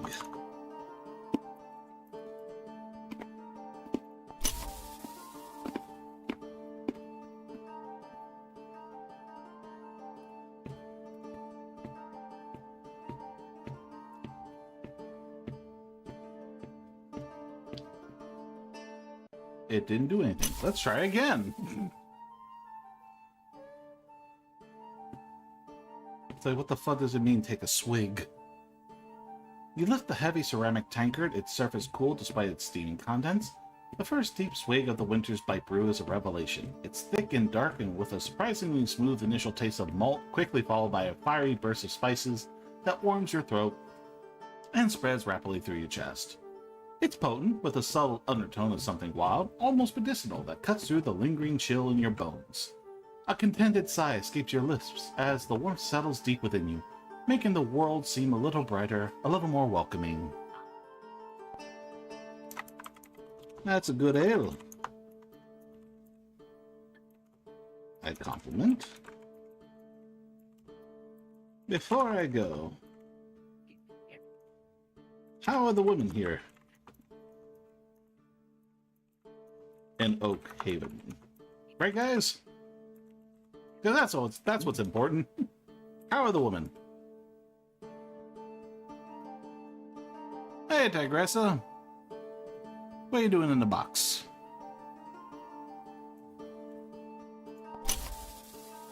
Welcome to our D&D. It's D&D. Fighting with the legends of yore. Let's see. You let out a satisfied sigh, wiping foam from your impressive beard. Now that's an ale, you declare, thumping the tankard gently on the bar. You then lean in conspiratorially, lowering your voice slightly. Before I head upstairs, Alara, tell me, how are the women here in Oakhaven? Box is cozy, I agree. Alara lets out a low chuckle, a knowing glint in his eye. He leans closer, his voice dropping to a gravelly whisper. Aye, Thyodor, a man of discerning taste, I see. The women of Oakhaven are like our winters, dwarf. Some are sharp and biting, some are fair and gentle. And all of them are worth wrapping yourself around for warmth, if you know what I mean. Best to find out for yourself, wouldn't you say? Just be warned, they're not easily swayed by pretty words alone. But a good story, a warm fire, and a generous spirit, that often works wonders. He winks, a mischievous glint in his eye. How do we take this?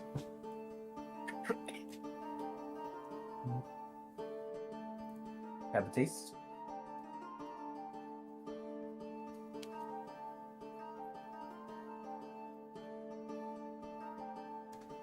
I have no idea how to translate that Iron Mouse love thing.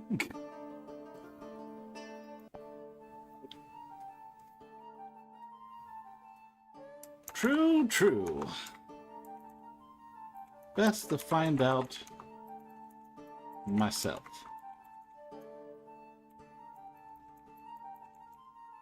A different day. I just arrived and think I need to plan out my next idea. Because quite honestly, I have no idea what the fuck we're doing with our character. Having fun. That doesn't Jack shit. That doesn't spell out shit record. If it sounds interesting, do it. If it doesn't, don't. You nod sagely, taking another heavy gulp of the potent ale. True, true, you murmur. Best to find out for myself. A different day. I just arrived and think I need to plan out my next idea. You finish the last drops of the Winter's Bites brew, feeling its invigorating warmth spread through your limbs. Picking up the heavy iron key, you offer Alara a final nod and begin to make your way towards the stairs. The murmur of the inn's common room fades behind you as you ascend, leaving the revelry below to the solitude of your rented room, where thoughts of cults, shadows, and future plans await. And SpongeBob coming to wreck my shit. Fuck that guy. Good job, SpongeBob. Fucking asshole. I examine my room, my potential lair for the foreseeable future. Of course, it's your fucking lair. A hotel room?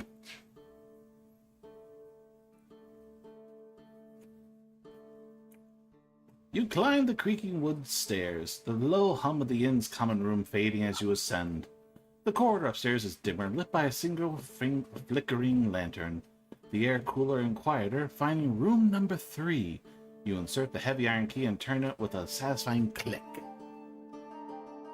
The door creaks open to reveal a small, simple chamber, clean and functional. A narrow bed covered with a thick wool blanket and a plump, if lumpy, pillow dominates one wall.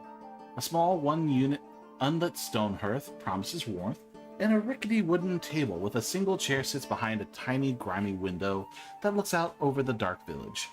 A small wooden chest at the foot of the bed and a few pegs on the wall offer sparse storage. It's not luxurious, but it's private, warm, and secure. A warren sanctuary after your arduous journey through the wilderness. This, for now, is your lair.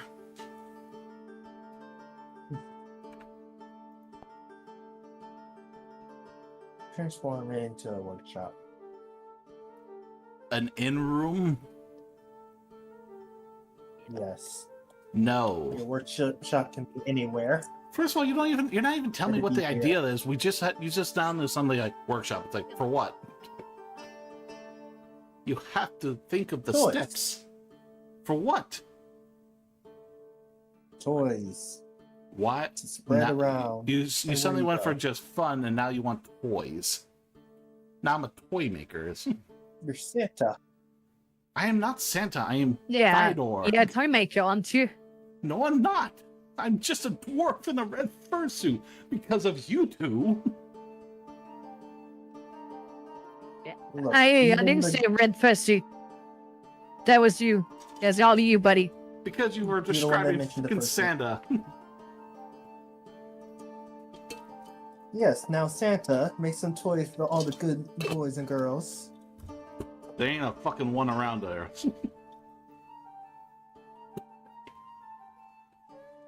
Then at least get a new quill so you can finish your list. Yes, all 2 names. Boris and Jackass who wouldn't let me out. And the innkeeper. He got me a room key. Why would he be on the naughty list? And told me about the woman. You make You're just- 2 lists, a nice and naughty list. I'm not doing Put that him shit. on the We are nice. not doing this shit. I am not making a naughty and nice list. I am not becoming Santa. I will not be delivering toys. Fuck you. You roll the.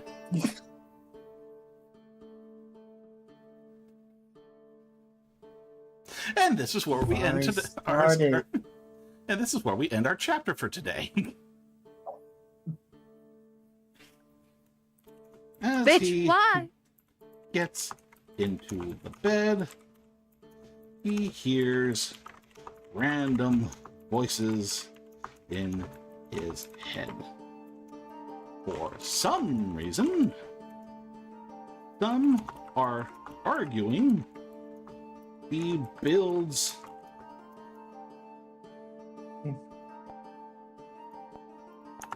a sort of toy workshop and give them Yeah. out. Sure. To the good children. Why are you like this? For entertainment's sake. Thought of creating a new list that instead of naughty, Why were you dehydrated? Why are you dehydrated? Why are you dehydrated? Chew, help me. These people are making me do bad shit. No, we're creating Santa Claus. The legend of Santa Claus must continue. Thank you for the hydrate, Chew. I am enjoying Yeah, my energy something drink. called small exist. Your first instinct is to laugh. I knew your instinct would be to laugh. There Don't you will want Santa Claus in D&D? be a list. No! First of all, I'm a red. Describe to Chew what I look like and what is my outfit. He is a dwarf with a long white beard and a red suit, fur-lined white. He has a large sack of holding, and he goes ho ho ho.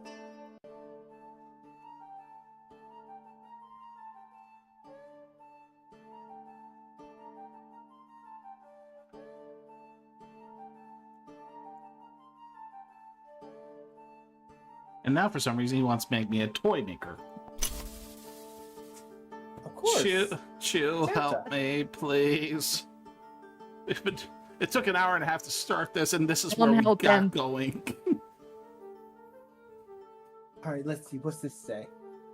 As you finally settle onto the lumpy bed, pulling the thick wool blanket up to your chin, the silence of the room, once welcoming, begins to fill with an unwelcome chorus.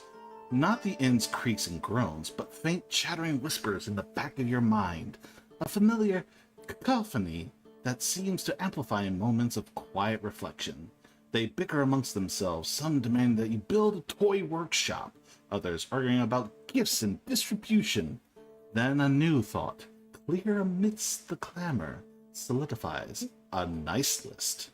Not a naughty one, like the grimy tally you kept for the guards who tossed you in the dungeon, but a new list, a hopeful one, for those who deserve warmth and cheer. The idea brings a flicker of something akin to peace amidst the mental din. Yes. Chew, there's a sound alert button called Dungeon Dragon for 300 bits. If you ever use it, you can make me say or do anything in this, and it will reflect on the story. We just ask keep it Twitch friendly. Even though I already described the weather as cold to my balls. But I have not done sex. I will admit that. We have not done sex. Yeah. The game can handle sex, though. It's under their sound alert. Not that I would know. Go into their sound alerts and scroll down to Dungeons and Dragons. Yes, Lamau. For those who want to have a D&D where they can... This game literally does a story based on their choices and everything. There are no limits. Not that I would know. Exactly. Yes. Not that I would know. Not that I would know. And it also does other genres. After I finished one of my campaigns for so long, it was like, you could always switch up genres. And I was like, there's more. And it's like, yeah, you can do horror, you can do psychological trauma, you can even reduce the amount of gore. I'm like, there's gore? There's Western, there's pirates, that's another this is gonna make a return. I mean, you can easily... I just have to spend $20 to make sure I have 900 messages for you shits.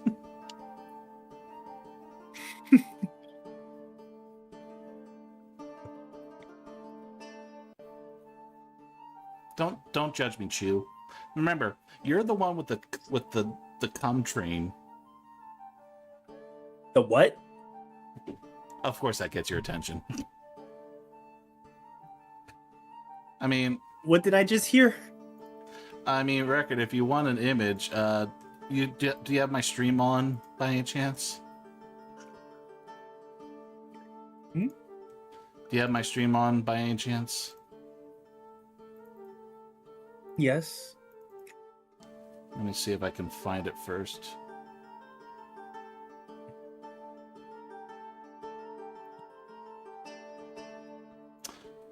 Keep an eye on the stream. Oh no. Choo choo. There's Chew and their cum train going across the screen. Where? Waiting for it. Choo choo. Oh look, it passed again. And here it comes again. Just gotta wait for this to catch up. Watch. Choo choo. Yeah, I can see it. There it is. I see it. What now. the heck? It doesn't even look like a train. It looks like a fucking bus. It's a fucking train. Shut up. You draw a train.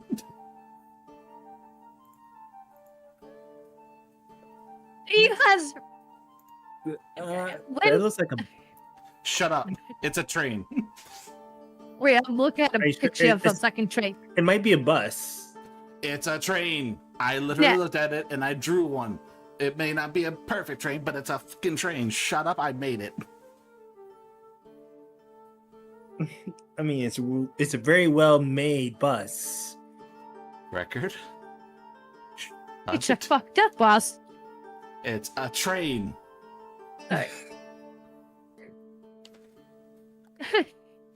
It's a bus. It's a train. And you wonder why this campaign, we're ending the campaign early.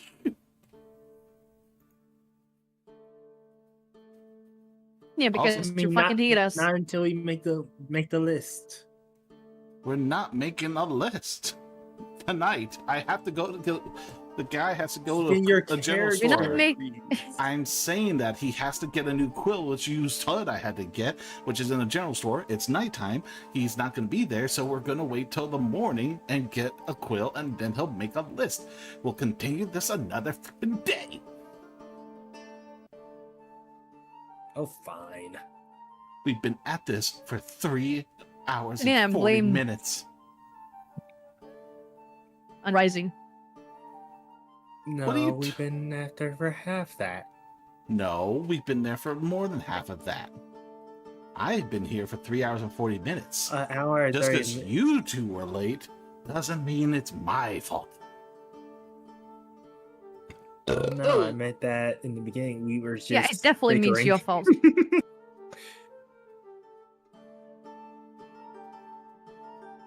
You know, with friends like these, who needs enemies?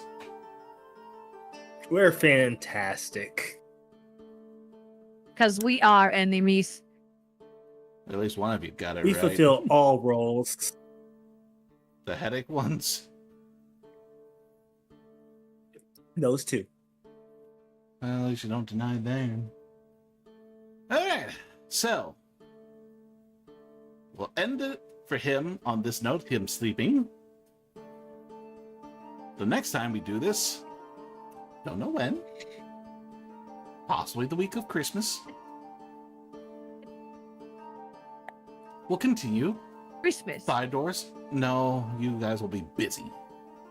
But we might possibly continue Thydors Adventure. Holiday Adventure. How about that? Thydors Holiday Adventure. Yay! Tha. So what'd you think of Everweave? Fuck yeah. What did you think of Everweave? You know, the thing we're playing this on.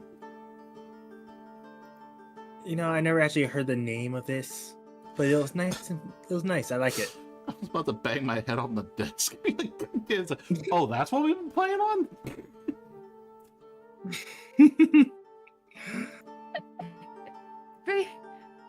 I mean, I like it. Because you're slapped in the face. I'm so happy that it caught on that we're doing Santa Claus, though. The fact it was like, yes, holiday suit. Ha ha ha. And it's like, okay. And I'm like, smart ass AI fucking realized when I shouldn't.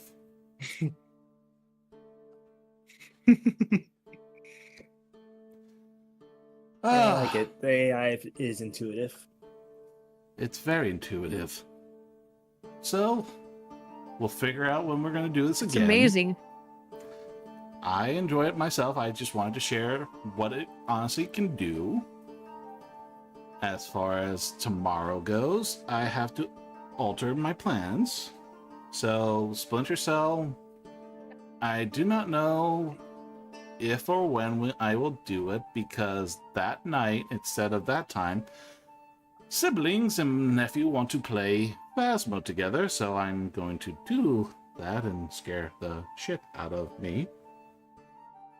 But if you want streaming, earlier streaming content, Zyverix member Shu Anna just invited me to play Fortnite again with them tomorrow, 4 p.m. Eastern.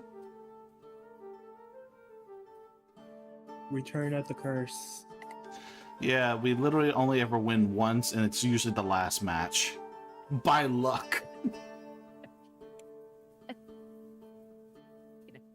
Otherwise, every time we lose, they blame me.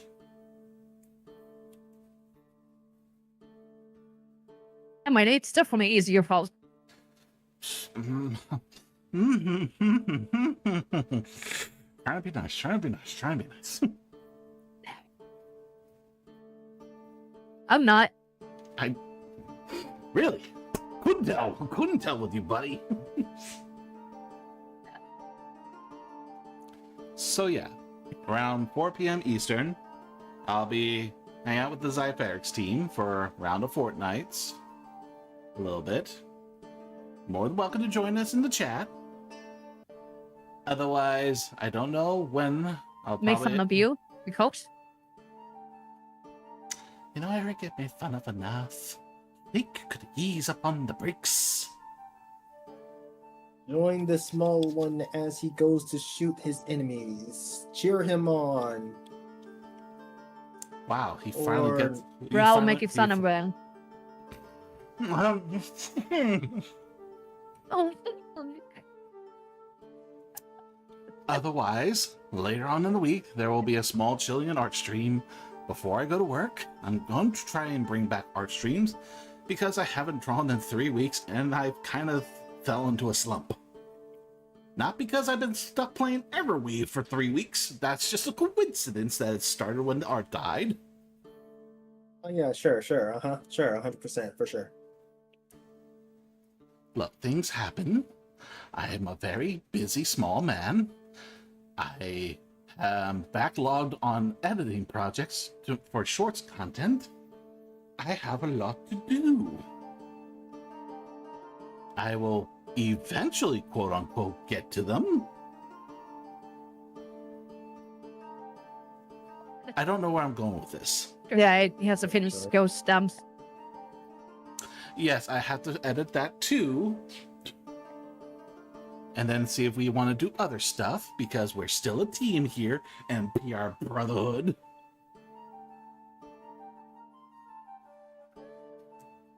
You know, don't speak up all at once. Okay, when was it a brotherhood? I don't know. When were we What's friends? Brotherhood. Were we a brotherhood? I thought we were a news organization. No, that's the one we stole the I thought we idea were a from. news organization. No, we stole it from them. Like you started from him. Landing their shit. If the lawyer's I just ass were joined the going damn on robots. organization.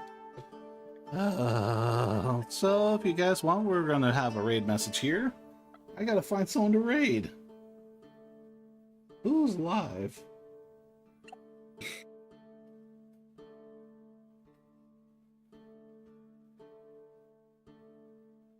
Somebody.